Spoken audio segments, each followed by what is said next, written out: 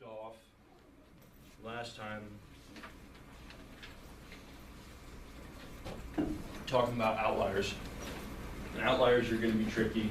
Outliers will be the bane of your existence for several problem sets. The thing with outliers, everybody looking at me right now, right in square in the eyes. There is no one definition of an outlier, right? Definition of outliers are going to depend on a lot of things. It's going to depend on your research data set, how big the set is, what you're actually measuring, things along those lines, right? So anytime over the course of this class and when you get into your own stuff, always be inherently suspicious of cut points, of rules of thumb, things like that. People want to apply these because it makes life easier. Like, well, if it's a score of above this, then it's this, or if it's below that, then it's that. That's for amateurs, okay? You have to go in taking into consideration what you're studying, what how the people approach measurement, things along those lines. Outliers are going to be something that falls into this category. As you're working through data sets in the future, you'll say, well, this is a score that falls beyond what my technical criteria is going to be, but then I want you to talk about so is this a problem, is this not a problem, is this something we need to do something with, right? It's always disappointing when you see someone say, oh, these are all the scores that fell beyond this arbitrary, semi-arbitrary cut point, and so I just deleted all those people, right? Maybe that's a good idea, maybe it's not a good idea. It really depends on the situation, okay? So just wanting you to sort of be approaching outliers, extreme values from this mindset. Personally, I like the term extreme values as opposed to outliers. Outliers make it sound like it either is or isn't, right? Which is next to never the case except for extreme cases. If you have extreme outliers, right? If your outliers are outliers, then situation. But first thing from practical standpoint, remember we talked about always want to go through, see what's going on with that. Is it a data entry error? Is it some sort of screw up? If you determine that it's an actual real case, then we want to determine whether or not it's an actual part of our intended population of study, right? Is this person representative of who we're interested in trying to extrapolate something to? If not, probably ought to get rid of it. If so, want to think about whether or not this is going to have a huge impact on my analyses, and we'll talk when we start to get into formal inferential tests, kind of what can happen there. If we've got really a lot and really bad outliers, can have some negative effects, but again, we'll talk about more about that when we get into actual analyses. Another thing we want you all to be keeping in your mind, particularly when we get into next semester, is this idea of categorical outcomes. This will be semi-relevant with our means-based tests because an assumption, or our tests work out better if we have relatively equal representation of different groups. And so that is kind of an obvious thing if you have hugely unbalanced groups in some of our means-based tests. But even as we get into regression-based analyses, if we're working with categorical variables, wanting to take a look and see what's the breakdown, right? If I've got 150 men and 5 women, that's a problem, right? Women are an outlier within this categorical data.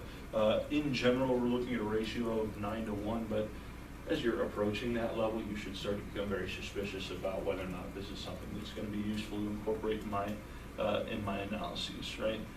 So sometimes we can go through and start to, if we have a multi-categorical variable, we can start trying to condense different categories to try and even up to some things a little bit. But what do we always have to be careful of if we're going to start collapsing categories? This is a conceptual question and not a conceptual issue more so than a statistical issue. What do you think, Alex? Just getting rid of data that would be important. What's that? Just getting rid of data that would be important. Yeah, what do you mean by that? So if you collapsed, I don't know, like age groups, maybe those age groups, you're leaving something important out because you want to group them together. Exactly, right? So if I've got age groups and I've got 0 to 10, 10 to 20, 20 to 30, so on and so forth, right? boy, I just don't have a lot of people in that 0 to 10 group, so I'm going to just collapse that 0 to 10 in with the 0 to 20. I don't know what characteristic you're trying to compare people on, but 0 to 20, it's a pretty, you're basically saying that everybody in that category is functionally the same, right? And you start to lose information about the fact that 1-year-olds are in theory different than 20-year-olds, right? And practically for a number of reasons. Same thing, race, ethnicity. This is the one thing that we often end up collapsing into. Minority, not, depending on your question, this is probably not the best way to go about things, right? And so you're forced with the question, do I start looking at, and so maybe there are questions in which the relevant comparison is members of the majority population versus members of some racial or ethnic minority group. But basically you're saying that everybody who's not the majority group is all the same, and we're going to treat them the same, right? And so questions of whether or not that's a reasonable assumption to make, or whether or not we just say, not going to look at race, ethnicity as a factor in this analysis because we just don't have the ability to reasonably do that. Okay. So thinking about some categorical data that way. For our continuous variables, oftentimes identifying extreme values using z-scores, which we'll talk about today. Again, we'll go through and we'll have cut points. We'll say, you know, with reasonably large samples, z-score 3.29, anything above that or below negative 3.29, remember we can have outliers on both sides, is something we'll flag as a possible extreme value. But again, there's no magical point, no bright line that says, oh, 3.28 is fine, 3.30 is the worst and we need to kick it out, right? And so thinking carefully about some of these types of things, and then what we do, and then also making sure that we're going through and graphing these, right?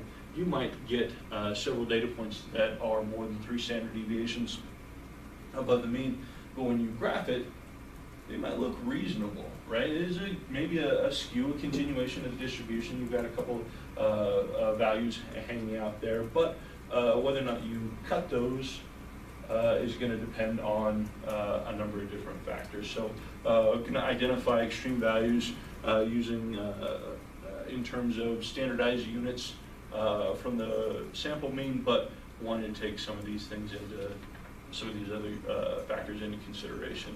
To grab our outliers in SPSS, don't worry about this, we'll do this over and over and over again as we go through the semester, but go to descriptive statistics, or analyze descriptive statistics, descriptives, and then there's a little box here that says save standardized values as variables.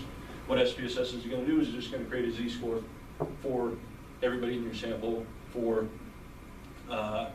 whatever variable it is that you're taking a look at, right?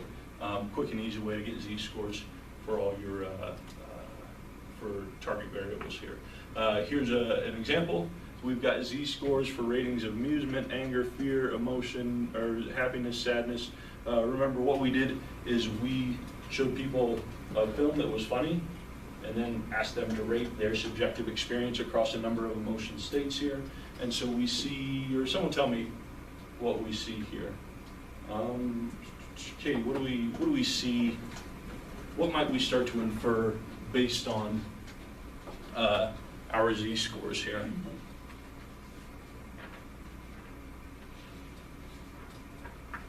The emotion seems to have a really high kurtosis. What's that? Okay, yeah. So skews and kurtosis, and we had talked last time in sort of looking at distributions, but what we've done here, and I should have clarified, went through calculated z-scores for our target variables, okay?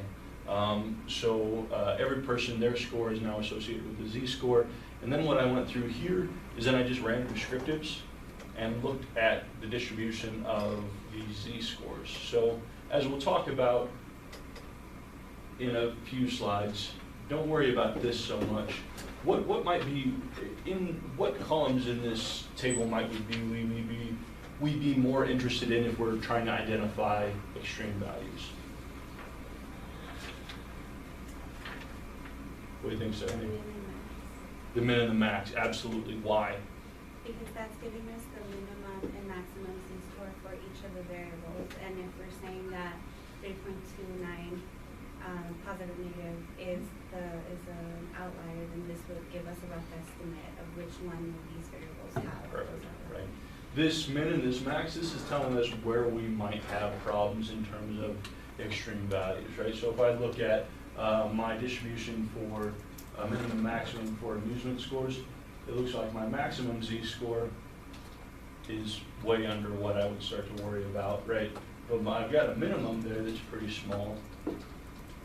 Lauren, what's that minimum score telling me Which one are we looking at? for amusement here? Yeah. What are we inferring from that negative Z-score? So again, thinking about what we're doing here, always sort of keeping these numbers within the context of what they're doing. We went through, showed people a funny video, and then asked them to rate how amused they were. We've got a negative Z-score that's they didn't think that was very funny at all, right? We've got someone who found this considerably less funny than the average person did, right? What do we got for anger and fear? Keep going. Oh, the same, they did it kind of as, Take a close look.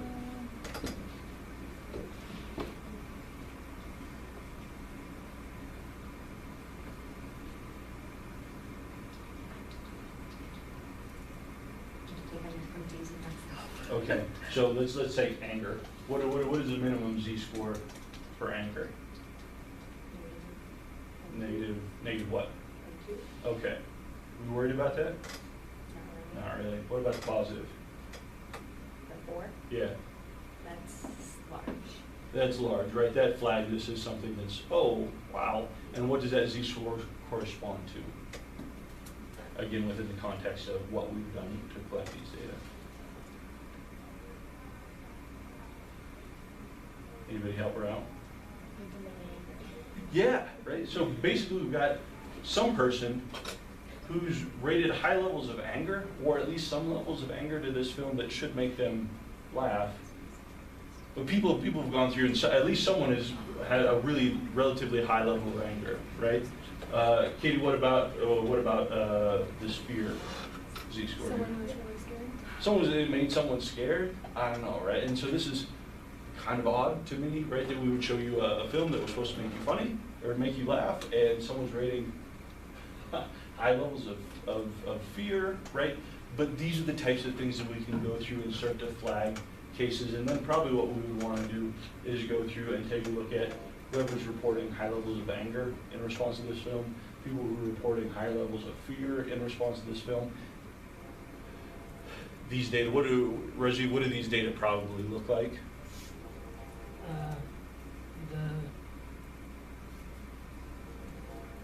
The people were really anger and fear when they saw the movie or something like that. Okay, and if I'm looking at the distribution of, if I show people a funny movie, and then I have them rate a number of emotion states, and one of those states happens to be anger, where are most people going to rate their anger in response to this funny film on a 0 to 10 scale? It would be higher, I guess. So I'm showing people a funny film, and then I say, okay, tell me how angry that made you on a 0 to 10 scale. Where are most of those scores probably going to fall? Towards the angry scale. Yeah, around 0, right? So probably what we have, and if we go back through and looked at some of those previous slides, we've got everybody stacked up on 0 because no, it was a funny film. It wasn't an angry film or a scary film. So you got most people cranked up on 0. But then if everybody's cranked up on 0, it doesn't take much in terms of ratings of a 2 or a 3 on anger, fear to start creating something that ends up being an outlying value, right? And so again, as we're going through, wanting to go through, take a look at the distribution of particularly the minimum, maximum of these Z-scores to try and identify things, but then wanting to go through and also incorporate some graphical methods as well. Okay. Questions about what we did here? All right. So talking about some different types of graphs, bar graphs. We'll end up using these, hopefully. Graphs, don't be afraid of graphs, right? Even if I don't ask you to provide a graph, if providing a graph helps you explain what's going on and communicate things, graph away. It's just a nice way to go through and communicate information in an efficient way. Bar graphs, we're typically using our bar graphs to present frequencies, right? So here we've got ethnicity, put it on the bar graph, right? We can see very clearly that we've got a disparity in terms of how people are or how participants are identifying in this study. We can also use bar graphs to represent mean differences. So here we've got differences in this condition, differences in this condition, right? It's just a nice way to visually go through. This is a more effective way, particularly for this case, a more effective way to communicate visually differences so people can kind of get a snapshot in their head of what's going on, as opposed to providing means and standard deviation values in the text. Those are important, do that, but this is just a nice way to go through and take a look. It gives people a nice graphical representation of what's going on. Right? Distribution graphs in terms of histograms, these are nice, and if you are talking about in a screening, trying to explain the distribution of different types of variables, feel free to include a histogram in there, right? You can say, this is what I'm seeing, and this is what I'm making is in terms of an interpretation off of that. Here, we've got, what do we got? We've got interview-based PTSD scores here. We've got mean, median, and mode all sort of stacked up in a similar place, right? And then we've got our standard deviation, skew and kurtosis. Are we worried about those levels of skew and kurtosis, Sam, based on our rules of thumb? No, this is looking all right, right? It's not too bad, but I mean, it's not. You kind of have this negative kurtosis, right? This kind of boxy piece of things a little bit, but not doing too bad here. What about, Sam, how do you feel about this distribution here? What's that? Pretty bad. Skew's pretty bad. Skew's pretty bad. Kurtosis is pretty bad, right? But again, sort of these metrics aren't, remember, rules of thumb, you talk about data that have skew less than 2, kurtosis less than 8, if it's a large sample, is consistent with being not horribly non-normal, right? And so, but yeah, if you were to just look at this, you'd be like, oh, this is pretty bad, but when you actually look at the graph, you're like, yikes, right? And again, what we've done here is we've shown people, it looks like here a film intended to elicit sadness, and then ask them to rate their level of sadness along with a bunch of other different types of emotions. Here, we're asking them to report anger. And so, Alex, what's going on in these data? What have people done? People aren't feeling very angry. People are tending to not feel very angry, right? Tending to report 0, right? With some level, but then we get some things going on. This kind of ticked somebody off, right? Or somebody elicited something, I don't know what's going on, right? But then I have to decide, what do I do with these data, right? Now for me, this isn't an optimal distribution, right? But if I start cutting off scores, one, kind of throwing out people who didn't respond to my experiment the way I wanted them to, that feels a little bit like putting my finger on the scale. And if I do this too much, I don't no longer end up with a variable, I end up with a constant, right? Because I'm only keeping people who are reporting 0, right? And so in this distribution, depending on what type of analysis I'm running, maybe this is problematic, maybe it's not, right? But we'll talk about ways to address this and ways to identify when this is going to be a problematic situation versus when it's not. So we don't have people just jumping in and running transforms like they're free. Okay. Questions about this? Okay. Going to finish up with box plots. Box and whisker plots, wonderfully informative. People sometimes have difficulty interpreting these. You will not, because we're going to have 2 semesters of you telling me what box plots mean. Okay. box plots. I want to drive this into your head right now. We are not looking at, these are median-based graphs, okay? So don't tell me the midline equals the mean, because you'll lose points because midline doesn't equal the mean. Midline might equal the mean in some cases, but technically that's not what the midline is indicating. Midline is indicating the median, okay? This is the median value of this distribution. In this case, we've got PTSD scores before people start treatment and after people start treatment, okay? What can someone tell me, Stephanie, tell me something about median values in these two, across these two separate assessments.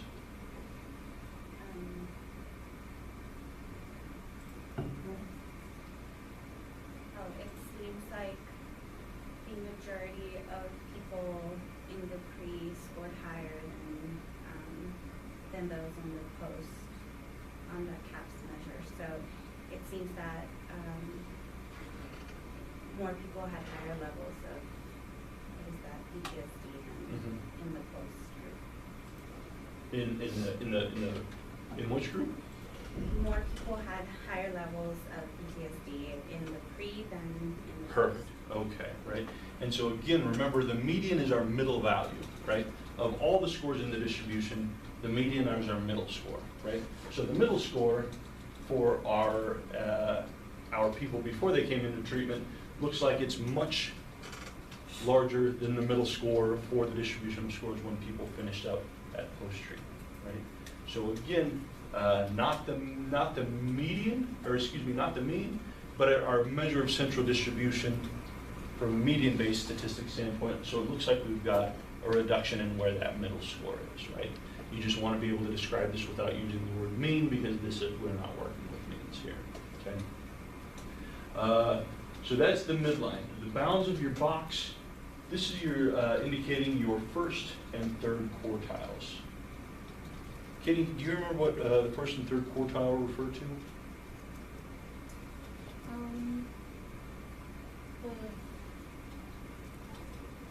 Doesn't that contain like 50% of the data? Okay, yeah. So that middle 50, so 50% of your scores, half of your scores are contained between the first and the third quartile. Someone give me a conceptual description of what the first and the third quartile is. The 25th and 75th. Perfect, Maureen. Yeah, talk a little.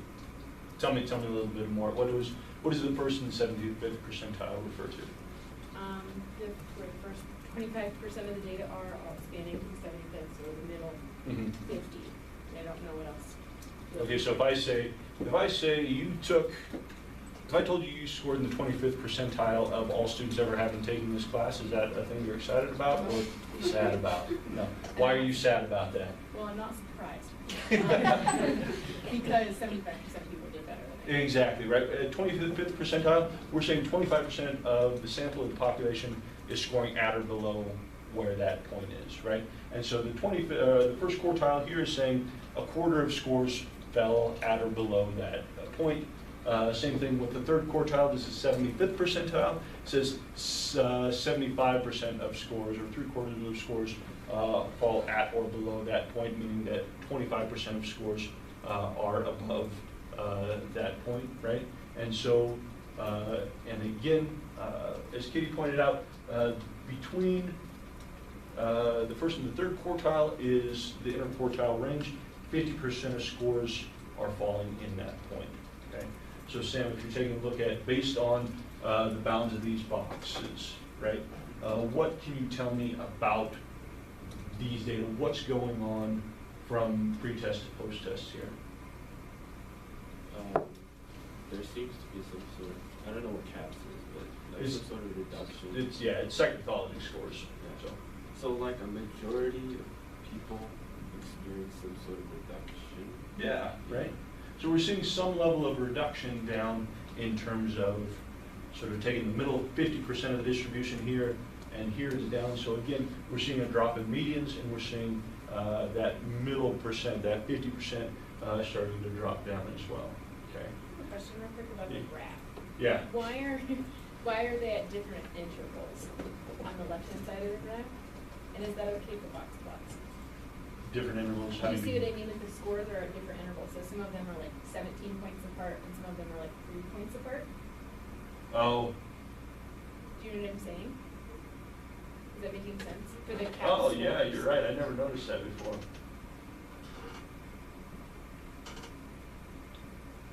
Because I've never seen that.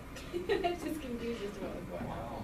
I don't know, I'll have to talk to SPSS and talk about why they got the scaling on their things all jacked up. Just a little. High five for perceptive, like no one has ever caught that before, but you're absolutely right, that's not a. Wait, can you explain what's wrong? The scale, Morgan, go see on ahead. the left-hand side for the CAPS scores, like Yeah. some of them are like Oh, yeah, 17 yeah, yeah. points different. This some one's are like 5, that one's 6, that one's Yeah. 5, that one's 2? Okay. Yeah, I just need to know for box plots, like, yeah, I think that. I'm not sure, yeah, no, I mean, I imagine this is the program condensing everything so things kind of Fits fit, into one thing. but, I also yeah. didn't know if it was supposed to be percentage, and I'm like, it goes to 101, so. Yeah. Hope it's not percentage. Yeah, no, that's actually, I should look into that, because, Look into it. I mean, it's a sort of representation of what's going on in your data, right? So, and Sandra and Lane and some of the paper that you'll read is talking about that, so nice catch there. Okay, other features here, whiskers, or sometimes referred to as your inner fence. This will throw people off, and so want to make sure you're on point with this. Your whiskers can refer to a couple different things depending on what your data look like. These whiskers either are representing your maximum and minimum values. So for the entire distribution, your whiskers are either corresponding to the very lowest value and the very highest value in the set, or they're the farthest value that remains within 1.5 times the inner quartile range. Okay, so where's Rajiv? What's the inner quartile range on this graph here? It's the Q3 minus Q1, right? Right. So it's the box, right? Yeah. And so these whiskers correspond to, if you take this distance, right? Whiskers are either the maximum and the minimum values, or correspond to the point that's the most extreme point that falls within 1.5 times the inner quartile range. Okay. So in this case, it would say if we took this distance here and took one more, and then another half of that, if we still had values extending beyond that point, the whiskers would go to the most extreme value that's still within that above and below, okay? So here, are we assuming that our whiskers are indicating the minimum and maximum values, or the most extreme value within 1.5 times the inner quartile range? What's that, Rosie? Is it a maximum or minimum? Maximum and minimum, yeah. How do you know that? The range is pretty big, and when you multiply by 1.5, it's going to be. Yeah, right. Assuming that, ignoring the fact that we've got a jacked up scale on the side, right? These are probably whiskers indicating the highest score in the distribution, lowest score in the distribution in both cases. Now what we see is extreme values or outliers indicated as individual points that extend beyond the whiskers, okay? SPSS does this in a couple of ways. If we have values that fall beyond 1.5 times the inner quartile range, above and below, you'll see these indicated in open dots. If you've got points that are more than 3 times the inner quartile range, above or below, these are indicated in asterisks. Okay. What did you say the open ones are again? I'm sorry. Open ones are values that are falling outside of 1.5 times the inner quartile range. If you've got values that are falling more than 3 times the inner quartile range out, those are indicated by asterisks. Thank you. And so, if we have a normal distribution of scores, if things are sort of nice and bell-shaped, we would expect that approximately 95% of our data should fall between our 2 whiskers. Okay, but this is assuming that our data has a normal distribution. Do our data have a normal distribution here? What do you think, Stephanie? It's more likely that the data for pre are normally distributed, not as much for post. You're absolutely right. Why are you right? Pardon me? I said you're absolutely right. Why are you correct? Well, because the median in that, like in the pre, the scores are falling relatively similarly, like above and below the median. Mhm. So there's enough information. It looks like it is around the halfway mark. Yep. But in the post, the median is like a significant number of values are falling above the median. It's not a midpoint. Mm-hmm. Right. And so, almost perfect. I just wanted to, with this, we don't know whether a significant number of values. Well, Oh, pardon. I guess no, because if this is the median, then this is like half of the values, right? But as we start to become, in general, how would we describe this distribution of scores at our post tests?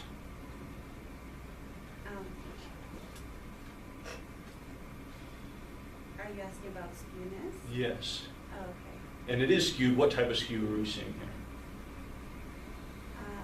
Negatively skewed. Okay, be careful. We got, is our tail stretching toward positive end or negative end?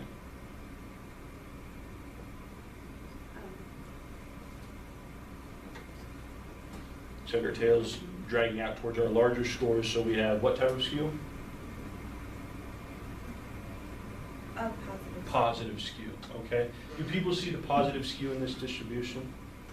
Okay. Now, in terms of talking about the number of values, 70, you're probably right. The only thing we want to be careful of, because median-based statistics are based on sort of numbers, we could technically have a bunch of scores kind of stacked out here, Mhm. and then just maybe a couple out here and a couple out here, Oh. right? And so we want to be careful, but certainly here, looking like we've got a skewed distribution, we've got things kind of compressed here and then stretched out towards the end, okay?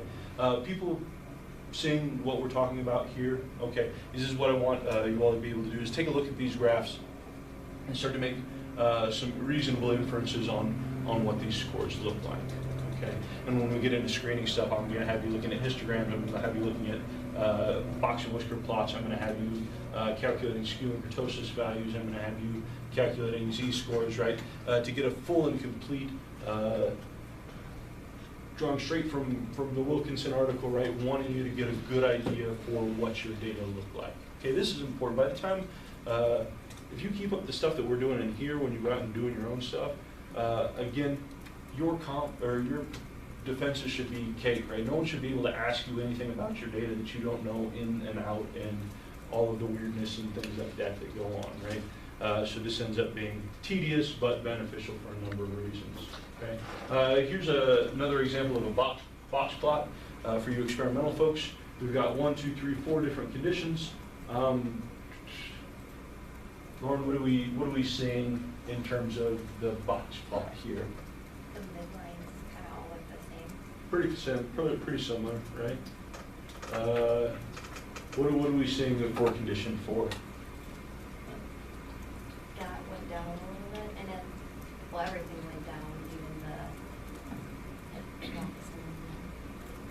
oh, what's the open one again? That has, over 3 times?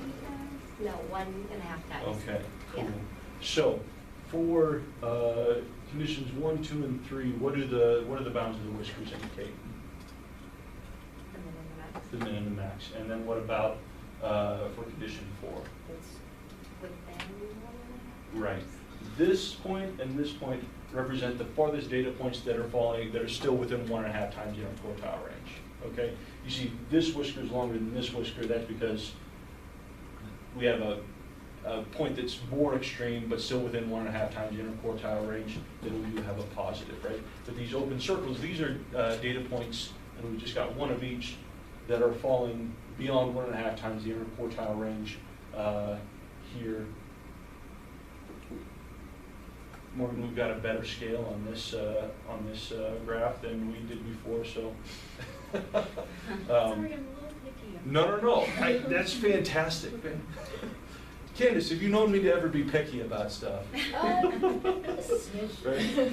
It'll be good for applied data analyses, right? So what we've got here, we've got case 123, case 184 that are falling 1.5 times, beyond 1.5 times the quartile range, above the median, or above and below the median here. And so that's the situation we've got. So again, looks like our median values fairly equal, maybe a little more variability in conditions 3 and 4, seeing some extreme values, or what SPSS is identifying as extreme values within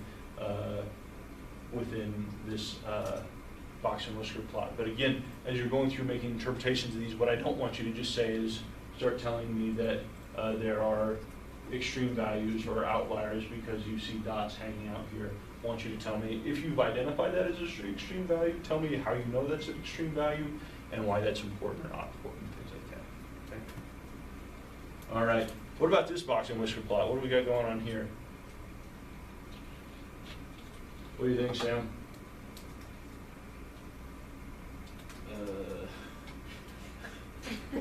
So there's the star, which means, but there are multiple stars in one. So in general, before you start picking apart individual components of the box plot, what do these data look like? What are we inferring about the distribution of these data? They're like within Okay. What about how would you describe the likely shape of these distributions? like skinny. Other SK word, not skinny. Skewed. Right. So we've got a positive skew. We've got a positive skew on each one of these, right? We see that our median values are kind of hovering here between 3 and 5, right?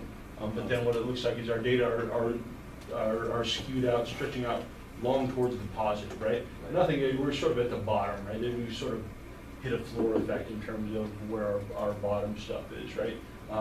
But going up, we've got clear skewed values that are falling with the open circles within 1.5 times, or beyond 1.5 times the inner quartile range. With our asterisks, these are values that are falling beyond 3 times the inner quartile range, right? And so if we're looking at this, wanting you to go through, identify these are the medians. You've got your inner quartile ranges all kind of stacked up here in the 5 to 7 point range here, but then we've got clearly with each one of these distributions values that are falling way out towards the end. Yeah. So each one of those represents a value that's over, at like over 3 or. Yeah. And so, okay, so each one is an individual. Yep, point. each one is an individual. That's straight from the, okay. Yep. And so what we did here is a part of, you'll also become experts in my dissertation data just because it's a nice set of experimental data that lends itself nicely to means-based analyses, right? But what we've got here is, one of the things I was doing in this dissertation is collecting physiological measures. One of the things we want to do is try and make sure that you don't have one condition that's just stacked full of collegiate athletes whose resting heart rate is 30 and that type of stuff. And so asking people how much for an average week, how many hours do you exercise, right? And so in general, people are kind of around here, but we've got some high achievers out there who are in the gym a lot, right? And so this is what, to give you kind of a conceptual idea of what these data would correspond to. And again, sort of you can't exercise negative, but you can certainly go farther in the extreme. Yeah, Morgan. Okay, so why is 175 open and 122 is an asterisk? Okay, someone tell Morgan why 122 is open and Because I or think 175 is between open. 1.5 and 3 have been a quartile range, but Yeah. I think the question is why are they labeled that way? Like- More like why is 175, but then 122 is above it? Yeah. But it's Oh, also at okay, 20. okay, gotcha. That's at 10. So, perfect, okay, sorry. No. Got you now. Present two different things depending on how you set it up in SPSS. One, the less informative setup is if you just let it default, and what SPSS will do is it will label these individual cases as the line it is in the data file. But what's more useful is you can tell SPSS to identify extreme values based on some variable. And so you just drop subject number in there, and then if that's what we did, it looks like that's not what we did here, because I'm seeing these are low values, and that probably. But if I had done that, this would correspond to participant number 122, participant 175, so on and so forth. So that you can go through and actually identify, and then go through your file and take a look and say, all right, what's going on with person 122? Is this for someone who's just ultra fit, or is this somebody who maybe there was an error in the data entry with stuff? I was thinking 175 hours a week of exercise seemed like a lot, so that's why I was Oh, asking. yeah. That would be a lot. That would be. There's like not even that many hours Yeah. a week. That would, Yeah. we would label that person a liar.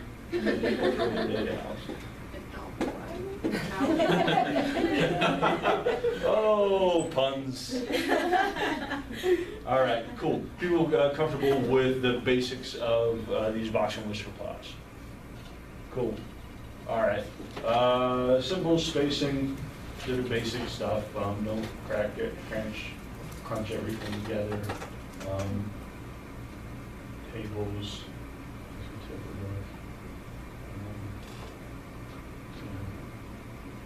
There's other stuff that you can go through and figure out on your own. Less consequential things that I want to go through and read to you than the more important stuff we'll get into. So, all right, going to transition into probability distributions, normal distributions, confidence intervals, things along those lines. Okay, we're going to work on transforming raw values to z-scores. Characteristics over z-scores, start talking about, from a conceptual standpoint, how we start to derive probability estimates from our standard distributions and why we can do that, which starts to be important in that that's the foundation for all of our inferential statistics. And then talk about calculation, interpretation of interval estimates. This is probably some of the most important things that we'll do in terms of your future success in problem sets, so I want to spend some time doing that. So last week, i.e. today and last week, talked about how if you're given a mean and standard deviation, that starts to give you some useful information about sort of where an individual observation lies relative to something else, or relative to some reference score. But that single raw score, right, that X value, so I say Lauren scored a 17 on this measure, right? Doesn't give a whole lot of information about where Lauren's ranked, how large or how small that value is, or how probable a score of 17 is relative to a larger set of scores, right? And so what we're going to start to do, efficiently pack all this information into a standardized score, okay?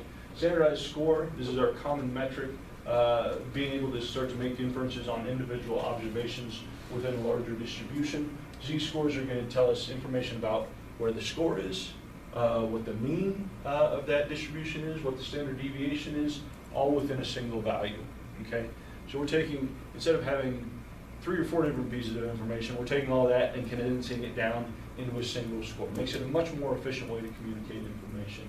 Our z-scores are going to be helpful, and we'll use this to identify position or rank of a given score relative to other people in a distribution.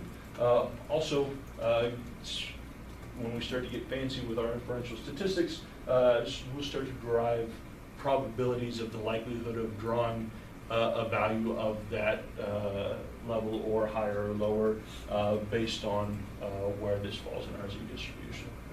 Okay. So Standardized scores, IQ, cognitive achievement tests are a nice example because they're something everybody's familiar with. Everybody has one. And falling on a known bell curve, right? So this idea that we've got a normal distribution of achievement. Our IQ tests, these assessments are standardized so that the average is 100, standard deviation of 15, right? And so we've got this nice hypothetical curve with our score values, standard deviation 15 above and below. Okay. Rajiv, tell me what a standard deviation is. What's a practical interpretation of a standard deviation? Standard deviation is, so we have a mean, like, so how much a value is differing from the mean position? Perfect, yeah, close, right? You're on the right track. Remember, and again, this is one of these things, I want you to drive this into your head because it's going to become very important when we're talking about effect sizes and things like that. Standard deviation is approximately, not exactly, because we make some adjustments, right? But roughly, thinking about standard deviation is the average value of any randomly selected score in a distribution from the mean, right? So on average, if this is the distribution of the population of individuals with achievement, right? And I randomly selected a person from that distribution. And I said, Alex, here's this person. You don't know anything about this person. Tell me your best guess as to what their IQ is. What would you say? What person? Yeah, what person? It's just, he's behind my back, I can't see him. What's his IQ score? A normal person. Yeah, Stuff in 100, right? That's your best guess, right? Is this person's IQ really 100? Probably not, right? But what we would say is our best guess is this person, on average, probably is falling about 15 points above or below 100, right? So I'm saying my best guess is 100, right? Because the average is always my best guess, right? But probably I'm guessing that the true value of this person's score probably going to fall between 85 and 115. Does it have to? What do you think, Katie? You shaking your head no? No. Right? It might be someone who's very low functioning. It could be someone who's very high functioning, right? But on average, we would expect that score to fall somewhere between 15 points above or below the mean, right? And so again, putting this applied definition or this applied interpretation of standard deviation as being on average the typical distance of any score from the mean, right? Starts to give this more substance as opposed to just a arbitrary metric of variability of our scores, right?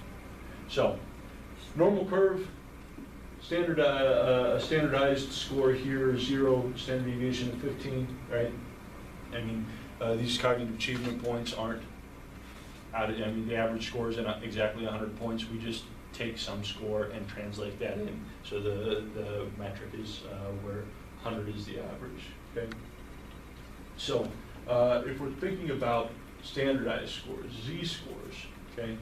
Z-scores are a standardized score, a very specific type of standardized score where we're taking and setting our mean of the Z-scores to be 0 and the standard deviation equal to 1, okay? This mean, the standard deviation, finding the features of the Z-score distribution, right? If I say I have a Z-score, what are the mean and standard deviation of my Z-scores? Candace, what do you say? I'm sorry, what was I say I've got a Z-score. What are the mean and standard deviations of my Z-scores? What's always the right answer? 0 and 1. 0 and 1, because they have to be, right? That's what makes it a Z-score. If the mean isn't 0, standard deviation isn't 1, you don't have Z-scores, right? You've made a mistake somewhere, okay? So, the two components of this score, what we can do and why this ends up being an efficient mode of communication is we can take a look at our value. Value of our mean, of our Z-score indicates the number of standard deviations from the mean. and again, this is going to be central to understanding and making strong interpretations of our effect sizes later on. But if I say I have a value and it corresponds to a z-score of 1.5, Stephanie, how many standard deviations below the mean or above the mean does that score correspond to? 1.5, right? I mean, it's deceptively simple. Like, you look at the z-score, and that tells you how many standard deviations this score falls above or below the mean. Okay. So we've got the value, and then we've got a sign. Z-scores are plus or minus. This tells you position relative to the mean. Is it above? Is it below? Okay.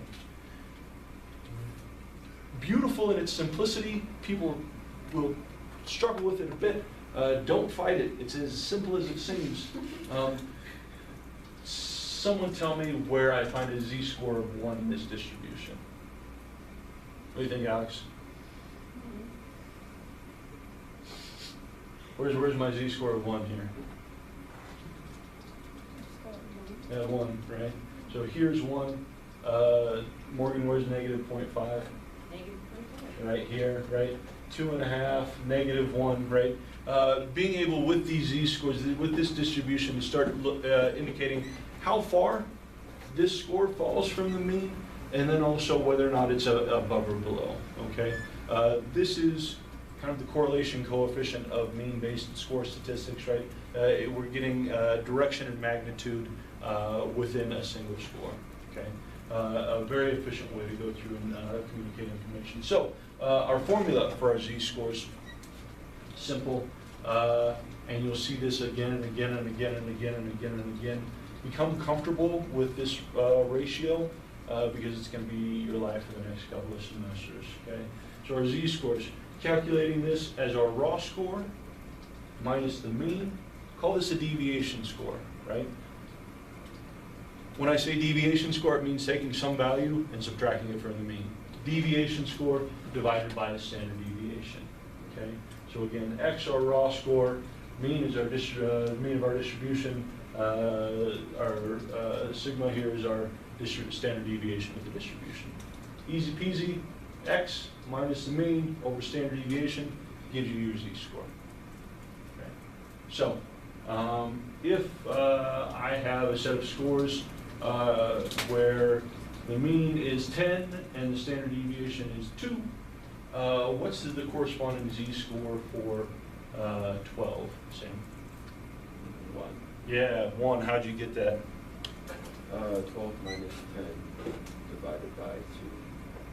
Is 1, right? Yep. What about for x equal 8? What's the z-score there? -1.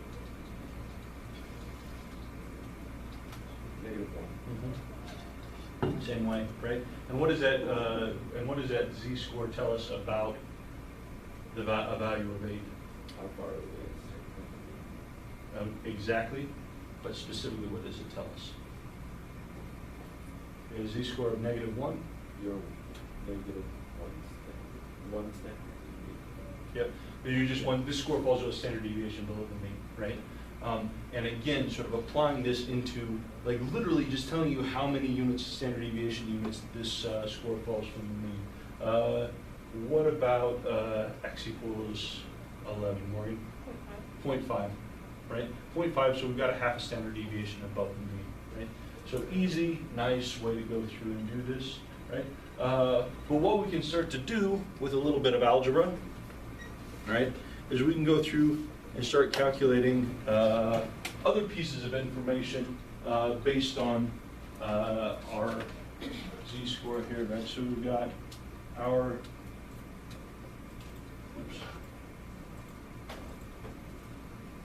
so z equals x minus mean over standard deviation, okay?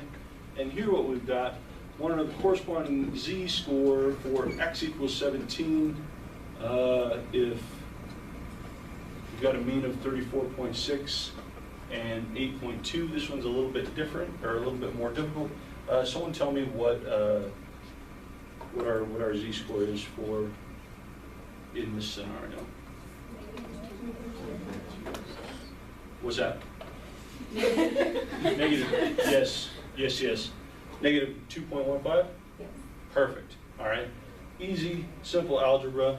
We're good to go there. All right. Okay. So again, as I talked about before, standardization in any type of form, right? If we're talking about effect sizes, if we're talking about test statistics, almost always going to follow this same type of ratio format. Again, start to become comfortable with ratios, start to understand what happens if we start playing around with different elements. What happens as my x value starts to get larger and larger? What's that, Maria? All things held equal, what happens as my x value starts to get larger and larger? What happens to my outcome? It gets larger and larger. What happens if my standard deviation starts getting larger and larger? Getting larger and larger. Okay, like this, like it seems like a very simple concept, but this is going to be so fundamental and crucial to understanding what happens with some of these statistics that we're going to run into. Okay, so graphing our raw scores and our z-scores here, median of this distribution 34.6, standard deviation at 8.2. Here we've got our z distribution, here we've got our raw scores. We can go through and say x of 17 equals here, right? And what I've done is labeled 2 standard deviations below, 1 standard deviation below the mean, standard deviation above, 2 standard deviations above. For this next assignment, you're going to be doing a lot of this stuff. I would strongly encourage, even though it might seem like baby algebra, statistics, math stuff, do this. It will help you out, right?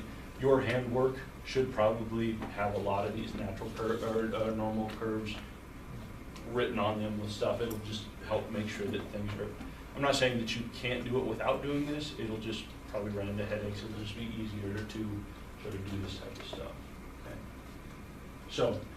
Transforming raw scores, right? If this is our formula, what we can do then is start to manipulate this algebraically, start solving for different types of coefficients here, okay? So what if I want to know the raw score for z equals 1.96 if this is our mean and this is our standard deviation? How do we go ahead and approach that? Well, if we jump back into high school and start running through some basic algebra stuff, right? We got, this is our score, and we want to know our x value, right? We go through, multiply both sides by our standard deviation, right? So we get z is x minus the mean, right? And then we can go ahead and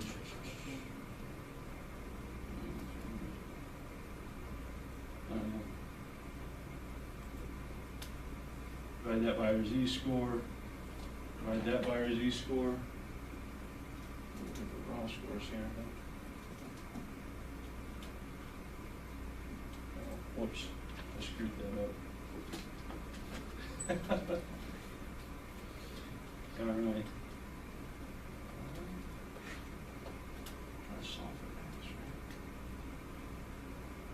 Oh, yeah. Okay. And then add, that's right. Add the mean here. So ends up getting x. There we go. Right. So if we go through and we do this, and so then someone tell me if our z-score is 1.96, our mean is 73.6, and our standard deviation is 14.8. What's our corresponding raw score here? 102.46. Perfect, right? 102.61. Yeah. So, yeah, 102.61. Got that? Okay, cool.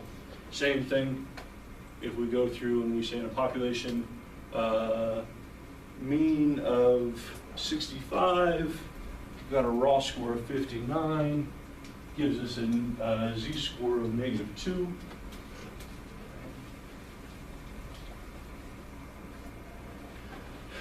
And we want to know what the standard deviation is, right? So again, we go, oops, Z, X minus mean with the standard deviation here, and we're looking for standard deviation. Multiply that out again, divide by Z, Z is this, right? Okay, and so given this problem here, what do we get for our, what's the standard deviation of this distribution? 3, perfect, okay. People, right? All right. People sort of understanding this, and again, it can sometimes be surprisingly difficult to run through basic algebra, right? But what about if we've got a population with a standard deviation of 4, x value of 33 corresponding to a z value of 1.5? What are we working with population mean here? 27. 27. Perfect. All right, people get that? All right, so again, at points through both semesters, we'll have to jump back into basic algebra, and it might be surprisingly difficult to go back through and do some of that stuff, but again, it can start to be helpful as going through and taking a look at some of this stuff. And so for each one of these, as you're going through, you're getting the answer. What's the best way to determine whether or not you've got the correct answer? Recalculate it, right? Just plug it in and see if you get the scores that you're supposed to get, right? Again, you might say, no duh, if people still said no duh, right? The censored version for YouTube, because it's all on YouTube this 10 year. But, right, like and this goes back to that, like look at your answers and see, does this make sense? Like, is this a reasonable value, right? This is one of the biggest skills you'll cultivate as you do this more and more, is be able to look at your answers and say, is that a reasonable estimate of everything, right? Do I really think my effect size is 28? I probably screwed something up. Need to go back through and work it again, okay?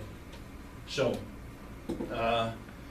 utility of our z-scores here, again, giving us the exact location of our x value relative to some other distribution. Other thing that we can do, right, and this is how we get the standardized scores for achievement tests, is what we can do is we can take scores on any scale and re-standardize that to other distributions, or if we're putting things on the same z-scale, we can say for this distribution, this score corresponds to a z of this, and this distribution corresponds to a z of this, and we can start to make inferences about where this score falls relative to sort of one thing or the other, okay?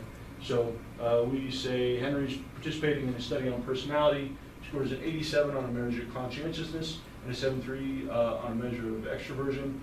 Which personality trait is more prominent for Henry? How would we solve this? Sam? Would we try to compare like z-scores? Yeah. To different distributions? So walk me through the process. What would we do? You have to find the other data, but the other numbers. Mhm. But yeah, find the z-score the first one. So what do I need for the z-score in the first one? Standard D, and the mean.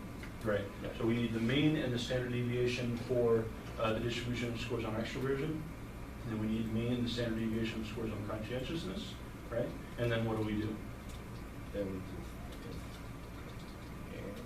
Calculate the z-scores, right? And then Yeah, yeah. compare, right? And so if Henry scores has a z-score of 1.2 for conscientiousness and 2.3 on extroversion, what trait is more prominent? Extroversion, right? So the raw scores don't tell us anything, right? I don't know, this might be high, it might be low, who knows, right? We can't make a direct comparison on this, right, because those raw scores don't mean anything. But if we go through and we create a standardized distribution, I can look at the z-score on this, z-score on this, and now we can start to make some inferences about which trait is more prominent within Henry's personality. Same type of situation, say Claire's interested in creating a composite quality of life variable based on scores across 3 different measures. How might this be accomplished? What do you think, Stephanie? How might we approach this? So I've got 3 different measures of quality of life. None of them are using the same scores, right? So what happens if I just add everything up? It's a mess, Yeah. right? So that's not good. But if I want everything to be weighted equally, how might I go about creating a composite score? Just calculate the Z-scores for each of the measures, of the scores on each measure, and then add those. Beautiful, right? I'm gonna make a confession.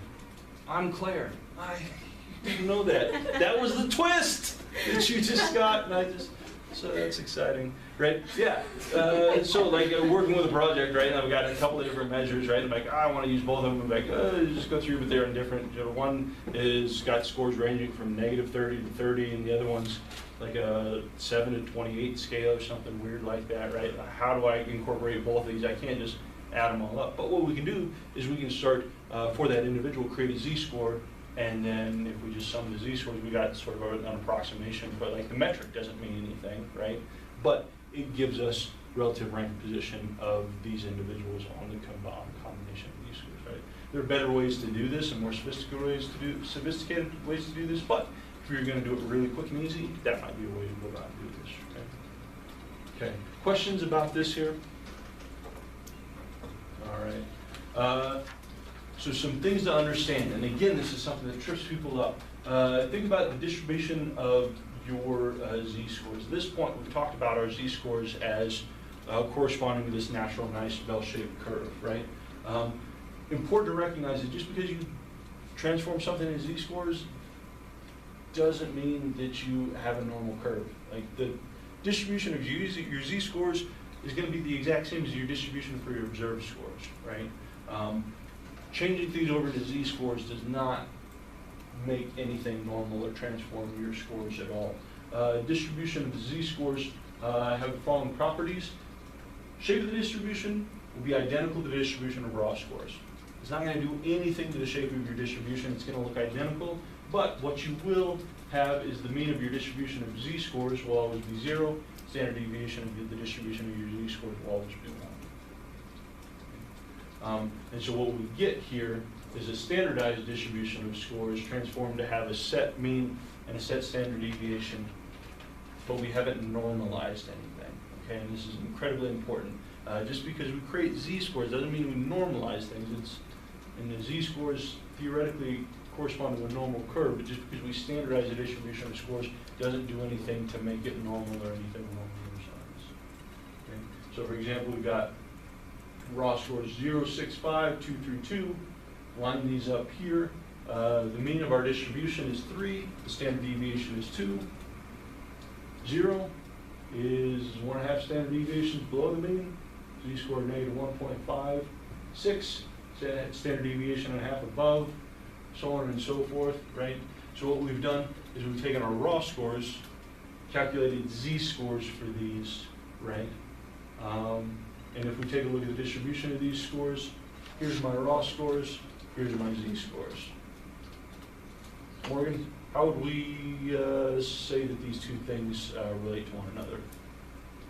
The values on X and the values on Z? What's that? Yeah. They should be the distribution? Yeah.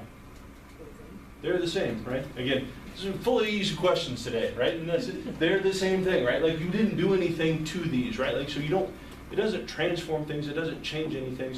Basically all we're doing is we're just changing the numbers that we've put down on this thing, right? And so this is one of the nice things you just start to recognize is our numbers are arbitrary. We can change our numbers to anything that we want, right? And we'll often do that to start to bend data to our will in certain ways or ways that will help enhance interpretations. But what we've got here is a standardized set of scores, absolutely not a normalized set of scores. Okay. So people comfortable with our typical standard distributions here? People like this? Okay, why don't we take a break? All right, Want to jump in, so we've got our standardized distributions, right? Going through, figuring out how to calculate those. That's cool. I want you guys to be aware that what we can also do with some of this stuff is go through and start creating other standardized distributions that have different means and standard deviations. Some things that, some examples that might be familiar. T-scores, these are distributions that have a mean of 50, standard deviation of 10. And you'll see this in different types of standardized testing. Like, oh, there's a T-score here. T-score, nothing terribly special about it, just has an arbitrary mean of 50, standard deviation of 10. Okay. IQ scores, mean 100, standard deviation of 15. SAT scores, mean of 500, standard deviation of 100, right? So we can go through using the same principles as we used to go calculate our Z-score or our Z-distribution to create all sorts of other different types of standard distributions. When we're doing this stuff, what we want to do, 2 steps. First, standardize all our raw scores to Z-scores, because that's kind of our basic metric, and then we can transform those Z-scores into new standardized scores with a specific mean, standard deviation, whatever we want that to be. Okay. So for example, we've got set of exam scores. We want to have a mean of 500, standard deviation of 100. We see our mean standard deviation of raw distribution be 57 and 14. What we want to do is calculate standardized scores for these different values. Okay. So what we're going to do is we're going to have our mean standard deviation of our raw scores here, and our individual scores that we're wanting to translate over into our new standardized distribution. I want to first calculate our Z-scores, right? And then take these Z-scores and translate these into our new standardized scores, right? So 64 is a half a standard deviation above the mean. Would give this score, this value is Z-score of 0.5, and then we would take that Z-score of 0.5, translate into a new standardized score of 550. Okay. Stephanie, how did I get that score of 550? Oh, because it's a half a standard deviation of the mean and half of 100. Exactly, right? If we wanted a formal equation for this, right, we would take our Z times our standard deviation plus the mean, right? That gives us our new standardized score. Conceptually, though, you're absolutely right. We've got is 50 points. If this is the new mean we want, we just add 50 points to the 500, we get that, right? And so this is easy and straightforward to do with whole numbers. Sometimes it's nice to have, you know, that calculated out in an equation if things start to get not whole numbery, right? But it's the same process moving forward with this stuff. Okay. If we're representing this graphically, again, would encourage you until at least you start to get really good at doing this to use some of these graphical representations. So we have our Z distribution here, 0, 1, -1, 2, -2. Right, here's our raw score, 29, 43, 57, 71, 85, just corresponding to standard deviation units above and below. And then we have our new standardized scores here, right? Mean of 500, you know, where each one of these, because again, it all is falling on the same thing. The numbers that we're assigning it to are just kind of arbitrary, right? But for some reason, we want to put these things here, there, the other place. This is a nice way to double check your work as you're going through working through these problems to making sure everything's kind of lining up where it should be on this. Okay. Questions about this?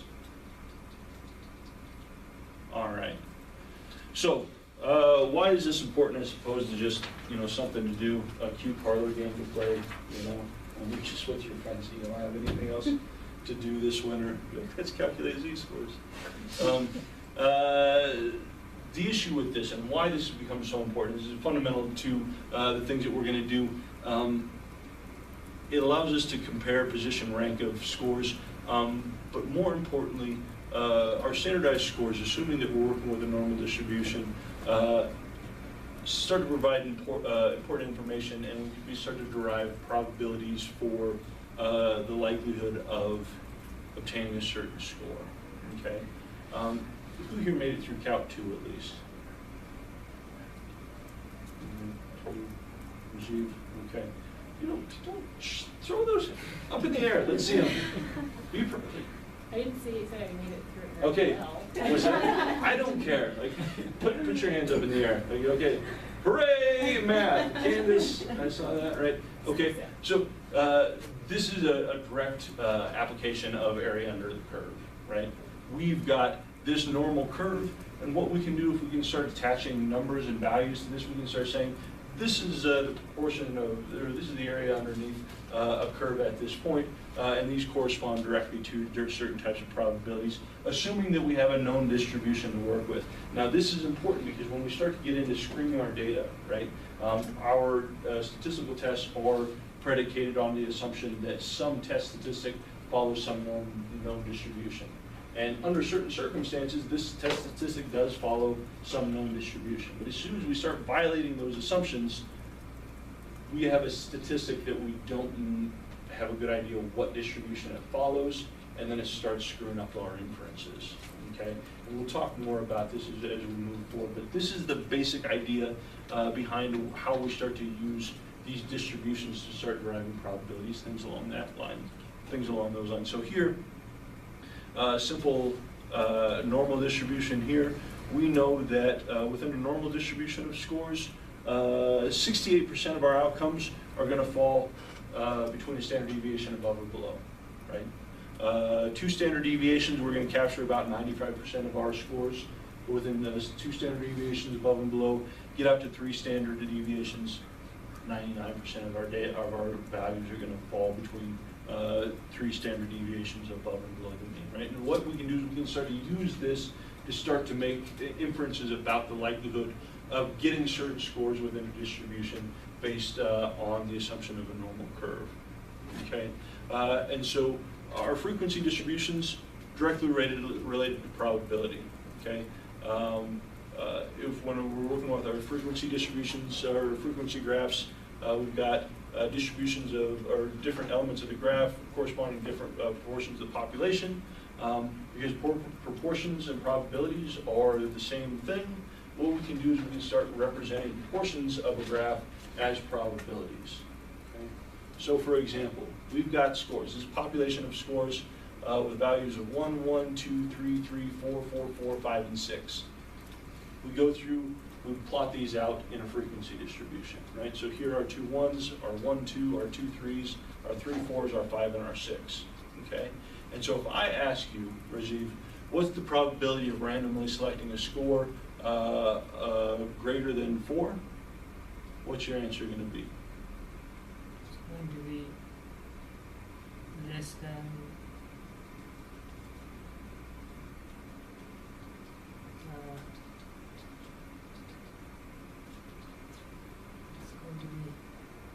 it's going to be less than 20%, something like that. What's that now? It's going to be less than 20%.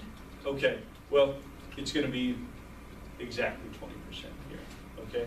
How did we get 20% out of this graph? 2 scores of that. Yeah, okay. Alex, go for it. What were you going to say? So there are 10 scores, Mm-hmm. and then there are only 2 scores that are above 4. Exactly, right? 10 divided by 4, 1 over 5, 0.2, 20%, right? And so this is a very, very simple illustration of how we use this frequency distribution to directly correspond to the probability of selecting a score of a certain value, right? Now when we get into continuous values and normal distributions with an infinite number of possible scores in there, right, things start to get a little bit crazy, and this is where we jump into some more advanced calculus types of ideas, but this is the general idea. If I have a frequency distribution, and you say, what's the probability of selecting a score of above this value, we can start to physically calculate that by just taking how many scores we have, how many scores are above that, and starting to make the calculations from there. Okay. People understand, kind of get how this works, at least at this very basic applied level. Okay. So, if we're talking about our normal curves, normal curves, we start to have some very specific characteristics of our normal curve. And the nice thing about our normal curve is this is a distribution that tends to occur across a variety of naturally occurring phenomena. Okay, many different things have this normal distribution, or are presumed to have this normal distribution. Characteristics of our normal distribution: our distribution is symmetrical. What does that mean, Katie? If we say our distribution is symmetrical? It's not skewed or excited. Exactly. Right? From a geometry standpoint, we can fold it in half, get the exact same thing on either side, right? This is nice because then we can start to talk interchangeably about values that are falling above, falling below. Doesn't matter. We can use the same values in terms of whether or not we're talking about scores above or below the mean. Highest frequencies are in the middle. Frequencies taper off as we move towards the extreme. Mean, median, the mode, all in exactly the same place with our symmetrical normal distribution.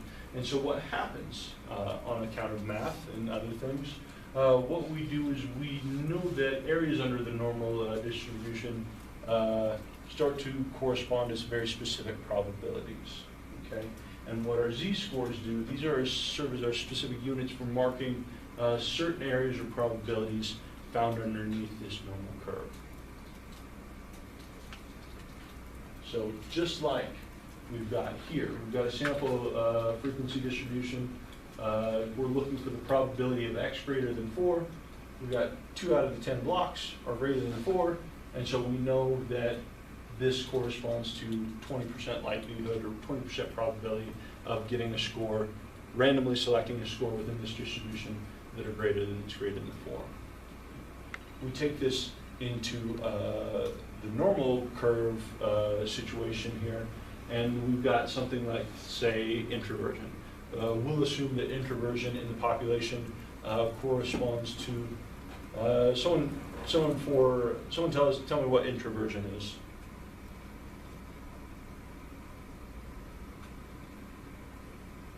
Experimental person. You like how I target you guys? Because if you're experimental, you'd probably do something with personality or something like that. Sam, tell me what introversion is. I could tell you a lot of things, like situations. Like me, I don't really like crowds. Or being asked questions in class. I am a clinical psychologist, work with anxiety and sort of deal primarily in exposure, and so I would say this is good for you and something to become a better person.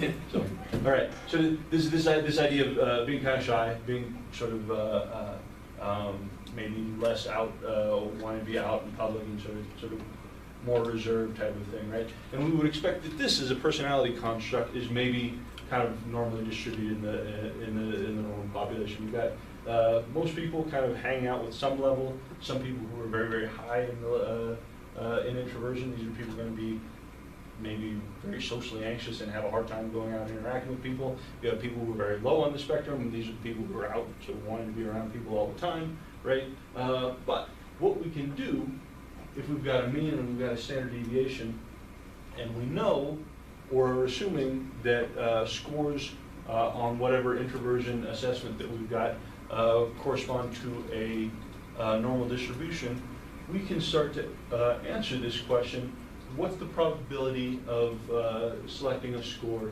greater than 45 within the context of this distribution? Okay. So again, probabilities on the normal curve. Beautiful formula with a normal curve. Isn't that nice? That's a fun equation. Okay. But again, if we start to look at very specifically proportions of area under the curve, we know that again, 68.26% of scores or area under the curve falls between plus or minus 1 standard deviation, 95.44 falling between plus or minus 2 standard deviations. We see just over 2.25% are going to score is going to fall beyond 2 standard deviations above, and the same thing 2 standard deviations below. We see 34 just a little over 34% of the area under the curve is going to fall between 0 and 1 standard deviation on one side, right? And so what we can start to do as we start to recognize that these z-scores correspond to certain probabilities underneath this curve, we can start to use this to start identifying for specific scores the likelihood of randomly selecting a score of this value or higher based on transforming things over into z-scores. Okay. So, example, we've got population of adults, height normally distributed with a mean of 68 inches and a standard deviation of 6 inches. Given properties in the normal distribution, what's the probability of randomly selecting an individual at or taller than 80 inches? 6'8". Already, what should we assume about the probability of randomly selecting a person that's 6'8" or taller? It's probably going to be low, right? So, someone help me. How are we going to go through and start solving this problem here?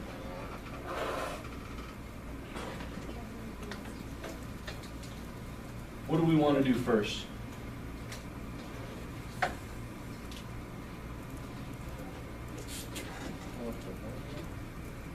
Mean equals 68, and standard deviation is 6. All right. So what do we got? What do we need to do first? Calculate z-score, right? And so I want to go z, and we've got a value of 80 minus 68, which is our mean, over our standard deviation is 6. Someone tell me what the z-score here is. 2. What's that? 2. Okay. We got a z-score of 2. Everybody get that? Okay. Now, well, we haven't got it yet. Okay. I might have got ahead of myself here before we. Okay. No. So what we're going to do, sketch distribution, shade the area. Again, want you guys to be doing this just because it's going to help you make sure your stuff is on point. So sketch this out. Here's our mean.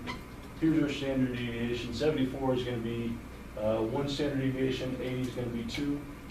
Identify the exact location, calculating the z-score. And then what we want to do, determine the probability associated with the area of interest using our normal unit normal table. Okay. And this is what I sent out and had you grab. This is going to be the thing that we go through. Got a little ahead of myself over here in terms of going through and calculating these types of scores. Again, we didn't do this over here, but again, I would encourage you for this next thing to just do this because it's going to help until you get kind of a good head frame on some of this. So our unit normal table, right? So we've determined that assuming a normal distribution of height, that a score or a height of 80 inches or taller is going to correspond to a z-score of 2, right? And so then what we do is we pull up our unit normal table and start taking a look at values. The way the table is set up and how is useful and helpful, we've got a couple of different columns for, let's take 0.36 here, this value, okay? If we're looking at our normal curve, and we say a value of z-score of 0.36, what does a value of 0.36 mean, Katie? If a score has a value of 0.3, a z-score of 0.36, what does that mean? It's 0.1406. Okay. No, don't look at that. Don't look at that. If I just say, here's a score corresponding to a z-score of 0.36, what do you know about that score? It's above the mean levels. Okay, by how much? Less than 1 standard deviation. Okay, but how much specifically? 0.36. Perfect. Okay, and again, it's just, all it is just 0.36 standard deviations above the mean, right? So you know exactly what that position is. And so what we could do is we could say, all right, on our curve, that's going to be sort of maybe somewhere right there, right? And so what we can do with our unit normal table is this gives us the area between the mean and our z-score, right? So this is going to give us the distance. If this is 0 and this is 0.36, it's not, but let's assume that it is. Do This you have first a- column, what's up? Do you have a different marker I can see from you? Oh, yeah.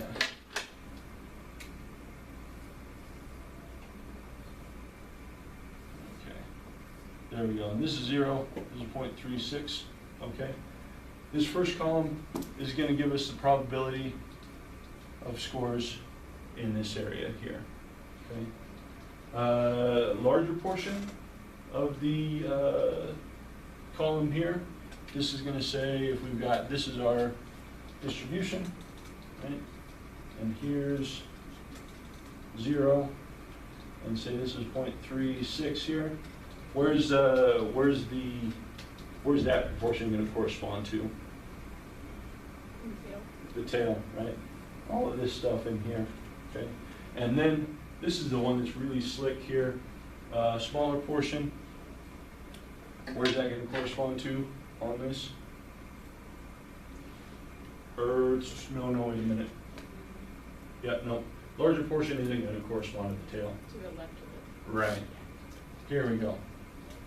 Right, because that is the larger portion, right? Smaller portion is going to be your tail here, all right? And so what's going to be important is thinking about, because this is distribution is symmetrical, right? Depending on, so this is what's going to happen if we've got a positive z-score, but if we have a negative z-score, now this, so the larger portion is the body of the distribution, smaller portion is the tail. This column that's giving you mean to the center is nice because it's giving you that middle distribution there. Okay. So, pulling up your unit normal table, if we've decided that someone with a height of 80 inches corresponds to a z-score of 2,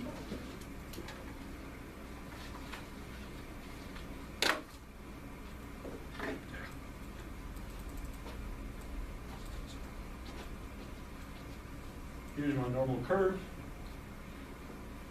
Here's 0. Here's 2. Okay. What part of this distribution are we looking for in the previous example where we're looking for the probability of randomly selecting someone? And so someone tell me, based on using their unit normal table, what's the probability of randomly selecting someone at a height of 80 inches or taller? 2%, 2.2%. What's that, Rajiv? It's 2.2% or more. Um, Less than or equal to 2.2%. Right. I mean, technically, I'm going to round that up to 2.3. Right. Okay. So what? And someone tell me how Rajiv found that score. 70. Go for it. You looked at the z-score table that you provided, looked for a z-score of 2, Mm-hmm. and looked for the column that says smaller portions. Yep. Okay. And so we go through, we say 0.0228 is the area under the curve at that point. Area under the curve corresponds to probability, right? And so we can say, based on the z-score that we calculated, assuming height is, has a normal distribution in the population, we could say that the likelihood of obtaining somebody with a height of 80 inches or taller is roughly about 2.3%. Is that a lot or a little? As a little. So it's probably it's an unlikely thing that's likely to. It's an event that's probably unlikely. Correct. Okay. People see how we're using unit normal table, how we're going through and calculating some of this stuff.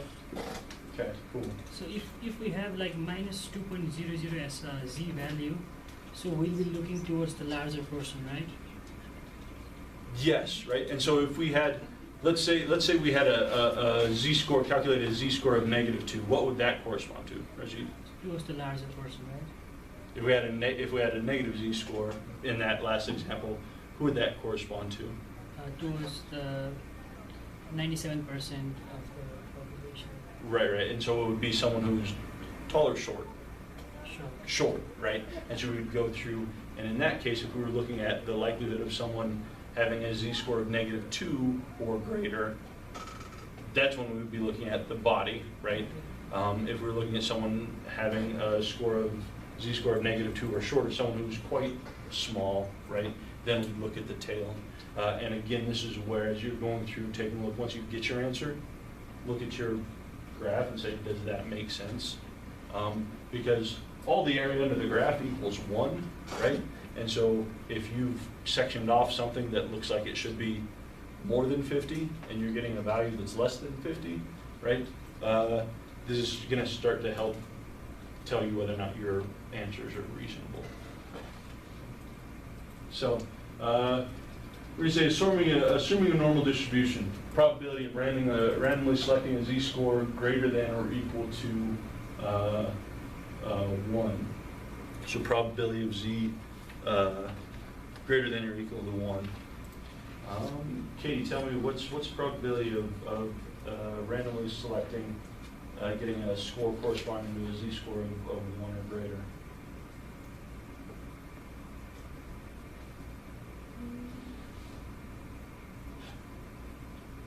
About 15.8%. Yeah, 15.9%, right?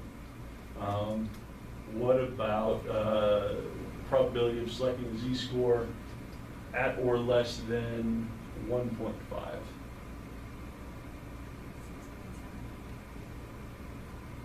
Let's see. 1.5. Okay, so what did you say? I said 6.7. Okay. Yeah, so what would be the probability of selecting a z-score at or less than 1.5?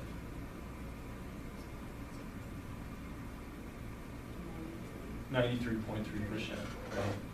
Okay. And as you're working through these problems, take it to, as your percentage, take it, if you're given proportions, just go 3 decimal places. If you're going to a percentage, take it to 1 decimal place on this stuff. What about, assuming an order distribution, what proportion of the distribution is contained beyond, and this is ambiguous, but lower than, smaller than -0.5? Morgan, can you help me out with that one? About 30.9%. Perfect, okay. People see that one's a little bit tricky. You see how Morgan got that one? Going to the z-score, finding 0.5, but it's negative, and so if we're going through and graphing, this is where it helps graphing it out. We're wanting something that's beyond or lower than -0.5, so we're looking at the smaller portion here, and we can see that that corresponds to 30.9%. Okay. So what does this Y stand for in the table? I believe that's the altitude of the curve, I think, but that has nothing of merit that what we're going to be working with here. So, okay. If we're talking about normal distribution, and we want to know what z-score separates the top 10% from the remainder of the distribution. Okay. Someone give me what z-score we're talking about there. Something that sections off the top 10%.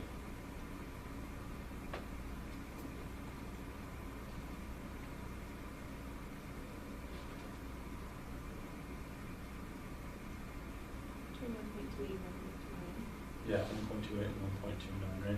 You want to say section off depending on how you want to use it. Well, the top 1.28 is going to get a little over the top 10%, right? But somewhere right in there. Probably if we're getting closer, say 1.28 is probably closer there, right? What about what z-scores form the boundary that separates the middle 60% of the distribution?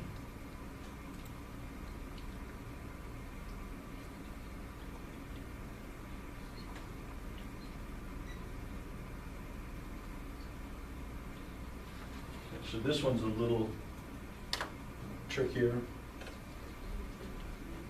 We're talking about the middle 60% of the middle 60% of the distribution.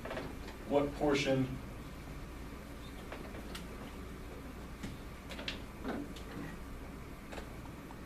What portion are we looking for here? Same. Okay, something in here, right? So what are these? What's the z-score that gives us the middle 60% of that distribution?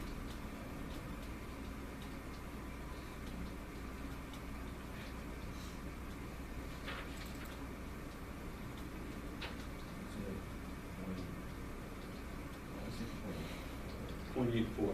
Perfect. Okay. People see how we got that, and so that's going to be a z plus or minus 0.84. How did someone tell me how Sam got that? Katie? So the middle 60%, and take that out of 100, and you get 20% of the tailwinds. And so we want the smaller portion to be the 20%. Okay, cool. Yeah, we can do it that way. You could also, it's got this nice mean to z, right? They're the same thing if you say middle 60%, we want 30% on one side, 30% on the other, right? You could also go through and say mean to z, find out which one is that, right? There are lots of different ways to go through and calculate sort of what that score corresponds to. Yeah. So it's okay if we lowball it, as long as it's close. Yeah, yeah. Just to sort of go through and try and try to give you something that's as close as possible with this. So, as we're going through, you guys are whizzes at this. This is kind of our triangle here that we're working. We can work from raw scores to z-scores. We can work from probabilities, proportions to z-scores directly. If we want to get from raw scores, probabilities, proportions, our z-scores are the mechanism that we're working through to get there, right? So as long as you're comfortable and familiar working back and forth with this table, again, once you've got it down, it's fairly easy, straightforward to do this. Just be careful as you're going through and calculating things that you're making sure that you're graphing this out to make sure that you've got sort of the exact right proportions. Okay. In most cases, what we're interested in is taking the probability of selecting a score at or above, or if we're talking about it below a specific x. In this case, we're going to want to transform our x values into z-scores, and then use our unit normal table. We go through and look that stuff up. Okay. So we've got IQ scores form normal distribution, mean of 100, standard deviation of 15, probability of selecting an individual with an IQ score of less than 130. So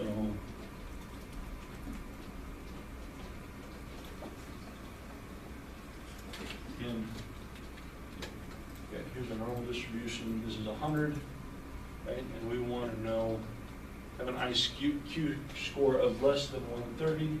Where's 130 going to fall in terms of 2 standard deviations above? Here's 1, 2, right? And where do we want to know someone who's falling less than 130? All of this, right? And so, given that corresponds to a z-score of 2, what's the answer? What's the probability of randomly selecting someone with an IQ score of 130 or below? 97. 97, okay. It's almost a sure thing, right? So again, working back and forth. Probabilities between 2 x values. Okay, so this is fun. So we got a highway department study conducted a study measuring driving speeds, local highway, observed average speed of 59, standard deviation of 10, distribution of speeds approximately normal. What proportion of cars are traveling between 55 and 65 miles an hour? So what do we need to do? What do we need to do first here? Need to get a z-score, right? And so someone give me a z-score for 55. Right? What's that? 0.6. Okay. Z-score negative 0.6, right? And what about Z equals for 65 miles an hour?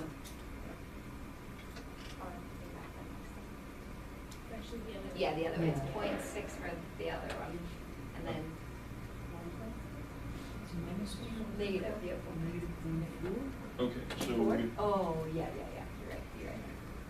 all right, so what are my answers here? So Z-score for 55 is what? Negative 0.4. Negative 0.4. Other people get that? Yep. Okay. Z-score for 65? 0.6? Okay. Are we all comfortable with those answers? Okay, cool. So what we're going to do is going to go through, draw our normal curve. Right, here's 0. Here's negative 0.40. Here's 0.6. Here gets this. That's a wonky thing. But what we're trying to get in is that piece in the middle here. So someone tell me, what's the probability of, or what's the proportion of cars that are traveling between 55 and 65 miles an hour on this piece of highway?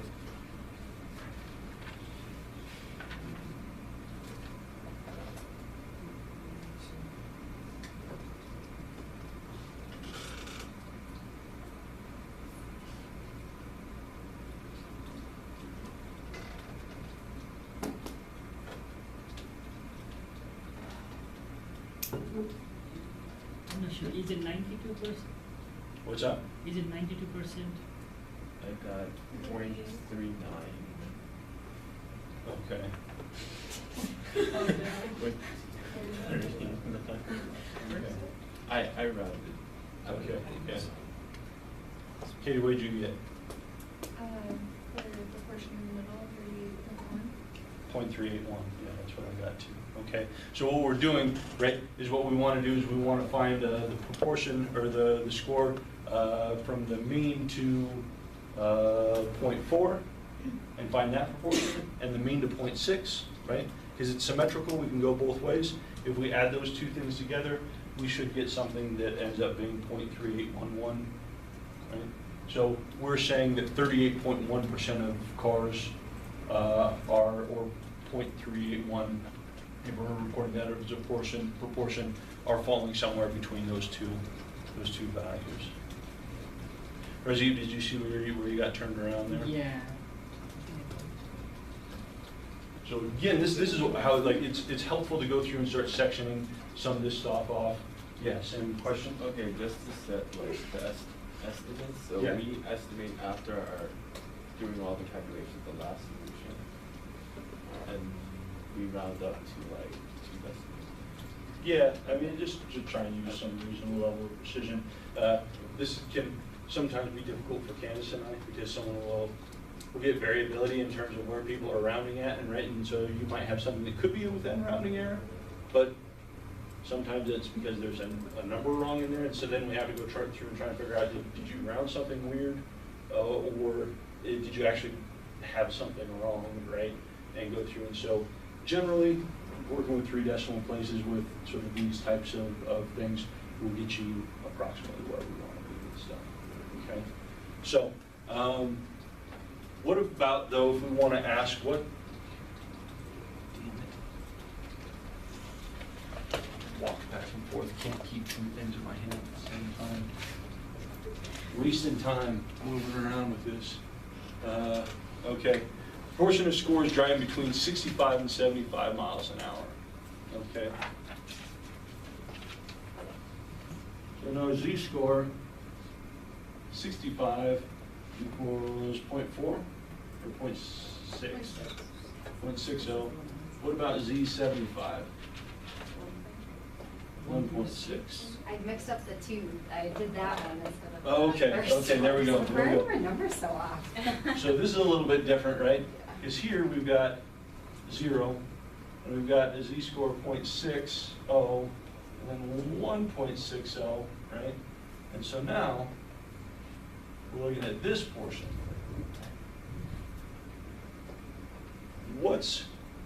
How do we get that portion, that proportion of the curve?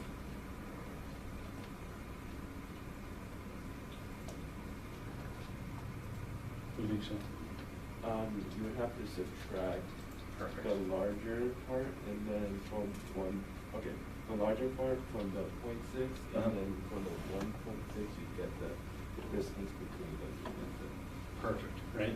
A couple of different ways you could do it, but subtraction's the answer, right? Subtraction's always the answer, right? You could go through and get this piece for 1.6, so you get go to a z-score of 1.6 and look at the larger portion, and then go to 0.6 and grab the larger portion, take that minus that. You could also, if you wanted to, go through and use from the main 2 out here, right? So you get that piece and then subtract that piece off of it. So a couple of different ways, but here you're going to be using this flexibly to get subtraction, because the section that you're trying to get, or the proportion that you're trying to get, is all above the mean of that distribution. Okay. If someone did that, tell me what they got in terms of their, the proportion of cars driving between 65 and 75 miles an hour. Yeah, okay. Specific 0.2195, about 22% of cars driving between 65 and 75 miles an hour on this. People seeing how we got that, started playing around with this with the Z table, start go through and subtract, find proportions above and below. Okay. Same thing. SAT scores, normal distribution with mean of 500, standard deviation of 100, minimum score necessary to be in the top 15%. What do we need to do here? We want to get find what the SAT score is going to be that corresponds to the top 15%. What's the first thing we want to do?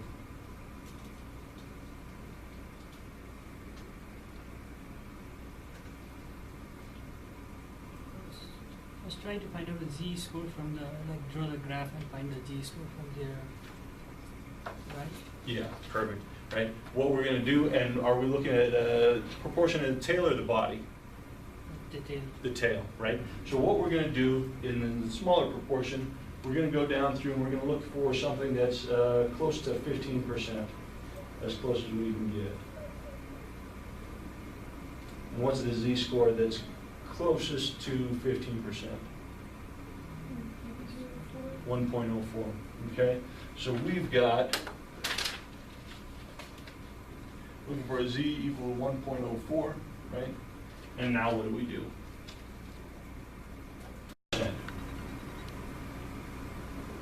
Standardize. Okay, so standardize that. So we're going to take our z-score and do what with it? What's that?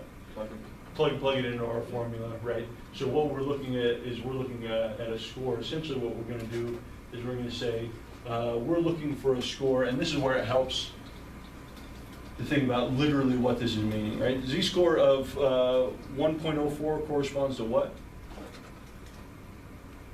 If I say a score has some value has a z-score of 1.04, Alex, what does that mean? Means it's approximately 1.0 or exactly 1.14 standard deviation. Above the mean, right? And so if we know SAT scores have a mean of 100, this is corresponding to a score that's how many points above the mean? 104, right?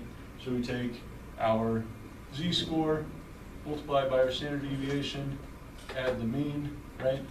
It's going to give us, in this case, a score of 604. Okay.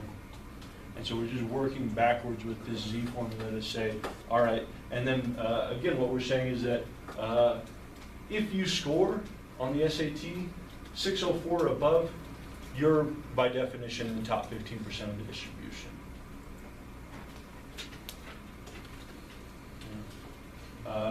Again, if we want to take a look at the range of values, defining the middle 80% of the distribution of SAT scores, procedure is going to be the same, right? What z-scores are we going to be looking for in this case? What do you think, Katie? What's that? Point one? Well, so what's the process? What are we wanting to identify here if we're looking for the middle 50%? Or excuse me, the middle 80%?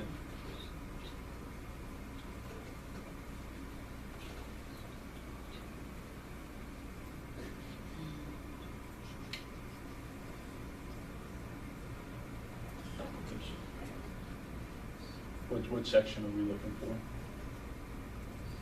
If this is 0, yeah, 40% here, 40% here. Okay. Someone tell me what z-scores are, sectioning off either between the mean and out 40% or 10% of the tail.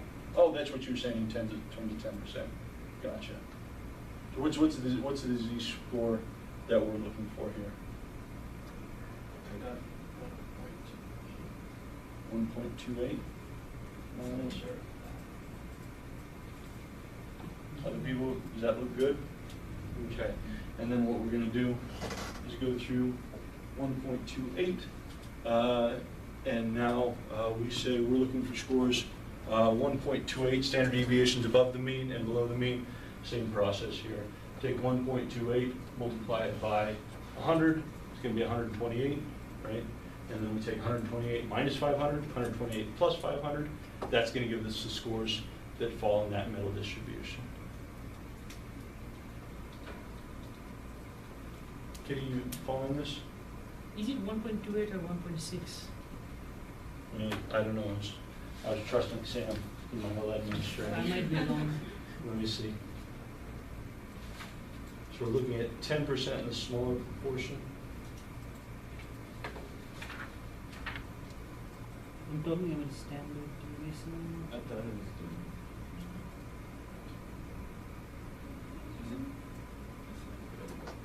Nope. They got 1.28. So if you look at the mean to z and you look at it for 40, does that also work? Like what's closest to 40? Because I Yep. think that's what's needed. Yeah, the 33.3997.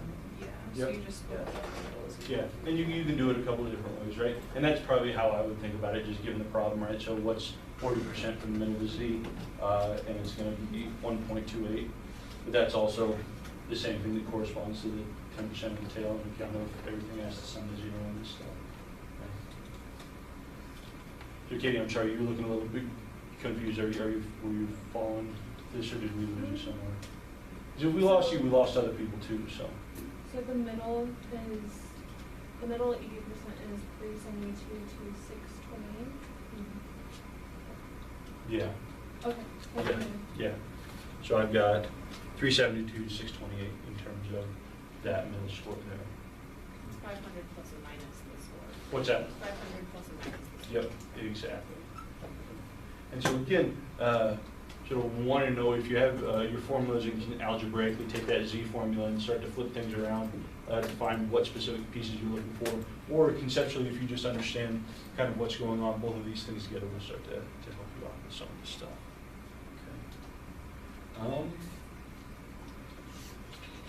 Okay. People feeling like problem set 3 will obviously be asking you to go through and use some of this stuff. People feel comfortable graphing these out, sectioning things off, and finding sections of the graph corresponding to certain probabilities. Okay, cool. So again, why this is all important. These distributions that we're using these are corresponding to mathematical conceptual foundation of everything we're doing in our inferential statistics. Our inferential statistics assume that there's some known distribution of scores, whether those are actual values, whether these are test statistics. We're assuming that whatever it is that we're looking at, conforms to some known or hypothetical distribution, right? Tend to use, up to this point, we've been talking about things in terms of our z-scores that follow this nice bell-shaped curve, right? But we have other distributions that we start looking at that have different shapes, but still conform to known distributions. And if we have a known distribution then we can start to go through and derive probability values based on that known distribution, right? So other distributions we work with, a t-distribution, right? Anybody off the top of the head, what are we talking about if we're working with a t-distribution? What analyses?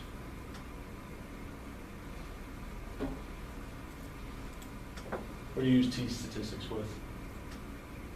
A lot of things, but when do we typically associate with t-statistics? T-test, right? And what are t-tests, what are we looking at in the t-test, Alex? I'm sorry. The difference between t-scores? Close, the difference between means, right? Okay. So we're trying to infer something about the population mean of this group versus the population mean of this group using our t-scores, right? What about our F distributions? Where do we, where do we use our F distribution? Morgan? ANOVAs, right? Using that F distribution. F distribution looks different though than a t distribution. Chi-square distributions is when we're looking at tests of independence, right? Wanting to see whether or not we've got this. And all of these distributions start to take on different shapes, but as long as we know the shape, as long as we know what that chi-square statistic should look like, we're good, because then we can start to derive specific probabilities, okay? If you understand this, if you understand how we're deriving these statistics and why we're doing it, it's just gonna make you very, very strong in understanding, one, what we're getting, two, what constitutes a reasonable score and what doesn't constitute a reasonable score for a statistic, and then three, starting to understand if we're talking about biases in certain types of tests or the consequences of violating certain types of assumptions, gonna help you just be an informed consumer on what that means conceptually in terms of our inferences and things along those lines. Yeah. So for each of these tests, we assume normal distribution? No, not necessarily, right? And we'll get into this a little bit, right? So if I'm gonna run a t-test, right? And I wanna see whether or not this group has a different meaning than this group, right? People smarter than me have worked out all sort of the ins and outs of that t-test. And there are certain circumstances under which a t-test performs very well, and there are certain situations under which a t-test doesn't perform well, right? Now we can run a t-test, right? There's no t-test police that will come by and cuff us up if we run a t-test when we should be running a t-test, right? But what happens is that our inferences that we make from that t-test, we start to have less confidence in those if we start to violate the basic assumptions of that t-test, right? And so when we get into that, and we're going to spend a lot of time talking about our basic assumptions and the consequences of violating those assumptions, sometimes it doesn't make too much of a difference. And these are situations that we would refer to as robust to violations. But sometimes we have situations that are not, that will actually screw things up quite a bit, right? But at the fundamental mathematical level, this is what's going on, right? I'm assuming that your t-test is calculated under a certain set of circumstances. If you start calculating test statistics in situations that don't fall in that, now all of a sudden I don't know what the distribution of that t-statistic looks like, because you've got a different statistic that's not a t-statistic. It's like a t-statistic, but a t-statistic under some violations. And now all of a sudden, that t-statistic doesn't, the distribution of that, the sampling distribution of that statistic doesn't follow what we have in our books, what we would expect, right? And so then it starts to become questionable about whether or not your inferential statistics are biased so that they're too conservative or too lenient, because we don't know what the distribution of that is, right? And so we'll start talking about that. This is going to be a big thing when we start talking about subtests of the t-test and testing assumptions and things like that, and the consequences of violations. Okay. But again, it all based on a t-test, or all based on this assumption of distributions, right? So think about this, bring it home.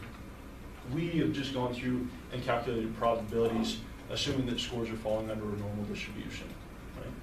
As long as those scores fall under a normal distribution, our inferences are perfectly valid, right? But if we start calculating probabilities based on a distribution that actually isn't normal, it's something, I don't know what it is, but it's not normal. Now all of a sudden these probabilities that we're attaching to these, to the likelihood of pulling these scores is no longer valid, right? I mean, we can derive them for assuming that it's following a normal distribution, but if our scores actually don't follow a normal distribution, our probability or values are just wrong, right? I mean, we can say that this is the probability of randomly selecting a score of this value or higher, but that may not actually correspond to anything in real life. Okay? And so this is the part of the problem with violations of assumptions and things along those lines. Okay? People at least semi-comfortable with this at this point. We'll continue. These are issues that will continue to come up as we move forward. But are people at least comfortable deriving z-scores and corresponding those to probability values, assuming normal distribution? Cool. All right. So, up to this point, we are calculating descriptive statistics, right? We're finding mean standard deviations that we've derived from samples. We're using these as estimates of our population parameters, right?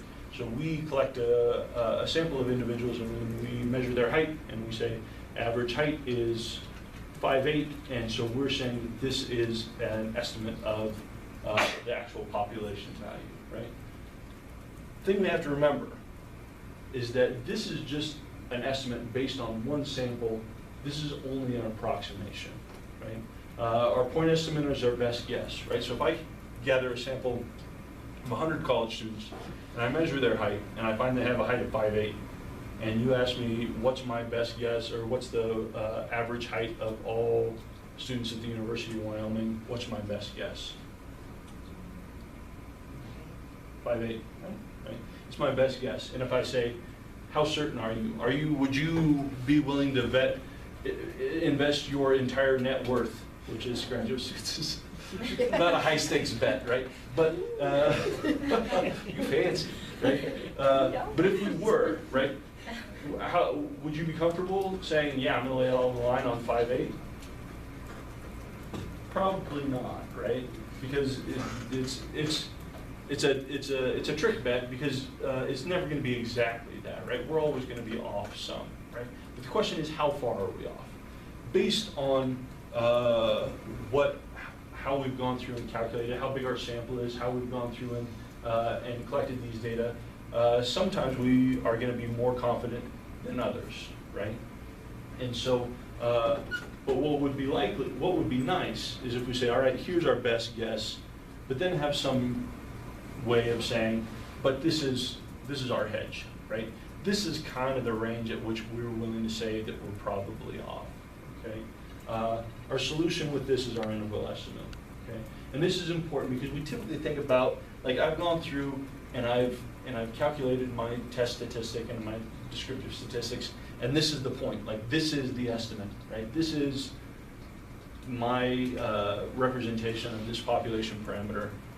But if we're knowing what we're doing, we understand what this process looks like, we know that this is always wrong. It's like this is never a perfectly accurate estimate, right? Because we have an imperfect system and an imperfect process, we're going to have error there, we're going to have static, right? Our interval estimation tells us, based on the methods that we've done, how much static we should expect in this, okay? Our interval estimate provides an index of precision of our point estimates, as well as a range of plausible values for the population parameter based on our available data, okay? It says based on what we've done, right? And assuming that what we've done is reasonable and valid, this is the range of possible values that seem reasonable for our population parameter, okay? So thinking about this, so we say research suggests that people who exercise 5 hours or more a week live longer than the average citizen. How long do individuals who exercise 5 hours a week or more typically live? Okay? And so, and it's just kind of, I mean, this means like I get to live longer, right? If I exercise 5 hours or more a week, this improves my life, right? This extends my life. But by how much, right? If we're talking a matter of days, maybe exercise isn't super important. If we're talking about a matter of years, maybe it does, right?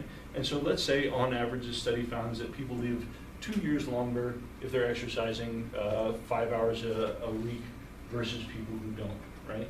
Does that mean that everybody who exercises 5 hours a week is going to live that much longer? No, right? Does it say that in the world of people who exercise 5 hours or more versus people who don't, that 2 years is the actual number? Probably not, right? And so what would be nice is if we had some sort of estimation, right? Say 2 years plus or minus some amount, right? That starts to become more useful and interesting, right? Because it starts to give our confidence band.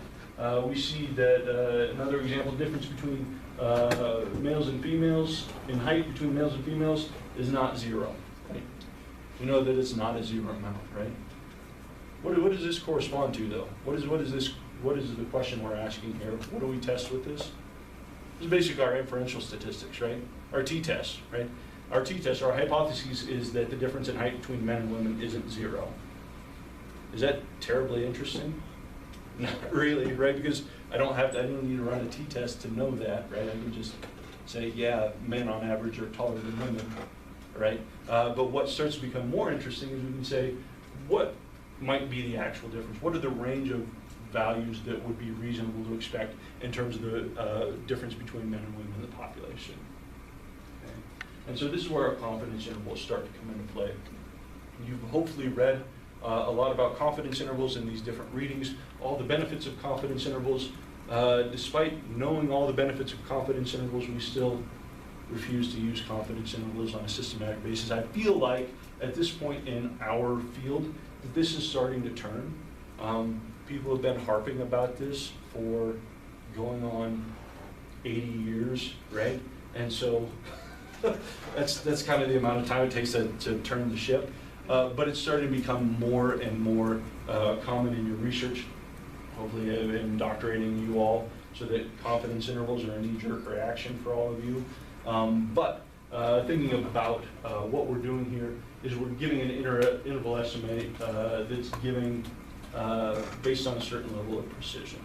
Okay? If I'm saying at this level of precision, what's the range, what's the upper and lower limit of values that I think are representative of whatever parameter it is that I'm trying to capture. So our components, we have a point estimate. So in this case, we're calculating confidence interval around our mean. This is our point estimate. This is our best guess based on the data that we have available to us, right? If you had put a gun to my head and said, what's the average? That's going to be my guess, right? But recognizing that there's going to be imprecision in my estimation of this value, and then this is what we get here. We've got our point estimate, our confidence level, right? And then our interval estimate. So in this case, we're saying that our best guess for whatever this mean value is 30.5, but based on our confidence interval, we're saying that that value could actually range anywhere from 18 to 43. Formal interpretation of our confidence intervals. And this is a technical method. The proportion of intervals calculated expected to capture the true population value. Okay. Remember that this confidence level corresponds to a proportion of intervals that could be calculated, not a specific value here, right? So we would be incorrect to say that there's a 95% chance that the confidence interval contains the true population parameter. Who's seen this before? Who's written this before? Okay, right? Yeah, Kevin's like, right? I'll go back through the records. I'll look. I mean, you did.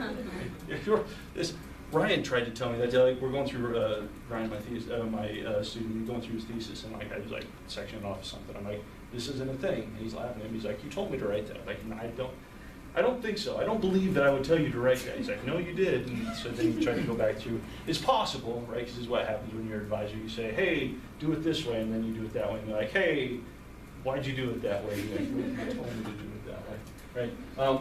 So in terms of our confidence intervals, a standard way of people interpreting confidence intervals, they say, oh, there's a 95% chance the confidence interval is going to contain the population parameter, right? Technically, this is not a correct way to interpret this, and some people think that this is a big deal. Some people doesn't think this is a big deal. I think it's a big deal just because it's not technically correct, right? Because what it does is it starts to make starts to imply things that you shouldn't attribute to an interval estimate, okay? Confidence intervals are based on a frequentist approach to statistics and estimation, okay? If we're looking for some value of things, right? And again, let's just use height of students at the University of Wyoming as an example, just because it's easy to visualize, right? If I were to go through and randomly select students from the university population, let's say I've got samples of 50, right? And I go through and I bring in a sample of 50 people, and I'm sampling people with replacement. So I could get Morgan 3 different times in the context of this sample, right? If I'm just randomly pulling people in. And I calculate a sample of 50, I calculate their height, and then I calculate a confidence interval around that mean value, right? And then I do it again with a new sample, going through and just randomly select 50 people, throw them back in, replace them, and so I get another average height estimate and a confidence interval. And I do this again and again and again and again and again and again. What my confidence interval is saying is that over the course of some infinite number of replications, we would expect 95% of the confidence intervals, hypothetical confidence intervals, that would be calculated to contain the population parameter, okay? And so here, this isn't an infinite number, but it's several, right? If this line is the actual height of every single student at the University of Wyoming, this is the mean. This line represents the mean, and these are individual confidence intervals that we've calculated with replication, replacement, okay? So this is experiment 1, experiment 2, 3, 4, 5, 6, so on and so forth. What are 95% confidence interval? This procedure says that using this procedure, we would expect 95% of the confidence intervals that could be calculated to actually capture the true population parameter. And if we see here, if these are our estimates, we've got these that are capturing the population parameter, the true parameters within the bounds of the confidence interval, but sometimes we get intervals that don't, right? This interval, this just happens to be a weird sample. We just happen to get people who are quite small and short, right? Here we've got people who are quite large, and so maybe in this sample we just happen to get 80% women, and so that's drugged down our height estimate. Here we've got 90% men, just because that happens sometimes if you're gathering random samples, and it's drug us up, right? And so here we can see across independent replications, 95% of our intervals capture the population parameter, but some of them don't, okay? So when we claim that there's a 95% chance that a given interval, i.e. your study, right, your confidence interval that you've captured, you say there's a 95% chance that this interval, that my interval captures the true population parameter, this implies that the actual population parameter is a variable, right? If you say that there's a 95% chance that my interval captures the population parameter, it suggests that 95% of the time, the population is going to be between, the population value is going to be between this bound and that. Let's say I've got my confidence interval is between 10 and 50, right? That says that 95% of it, and if I say there's a 95% chance that the true population value will fall between 10 and 50. What I'm saying, if I'm being technically correct in my statement here, is that 95% of the time, the population parameter is going to fall between 10 and 50. What's the problem with that? What do you think, Stephanie? Oh, that the population parameter is a constant. It's Yeah. not a variable. It just is, right? If the population parameter is 60, 60 is not going to fall between 10 and 50, 95% of the, or 95% of the time. It's going to fall between 10 and 50. What percentage of the time? 0% of the time, because it doesn't fall between there, right? And so by claiming that there's a 95% chance that my interval captures the true population parameter, we're making an attribution about the population parameter that's not correct, right?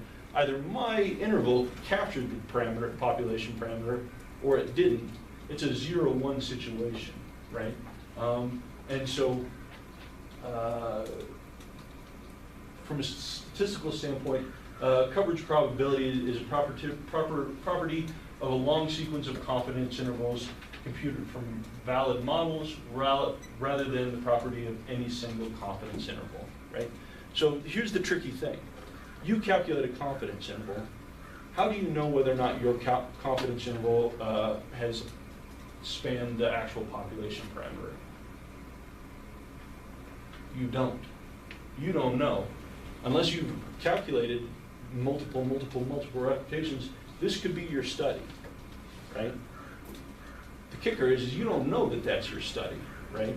Now, maybe if you've done a good job of looking through the literature and you've got a strong base to the literature, and you find that you've done everything pretty much the exact same way that other people have done it, and you're getting an effect that's really weird and out there, you might suspect that this could be you, right? But there's no way to know, based on your individual study, whether or not you've calculated the population parameter, right?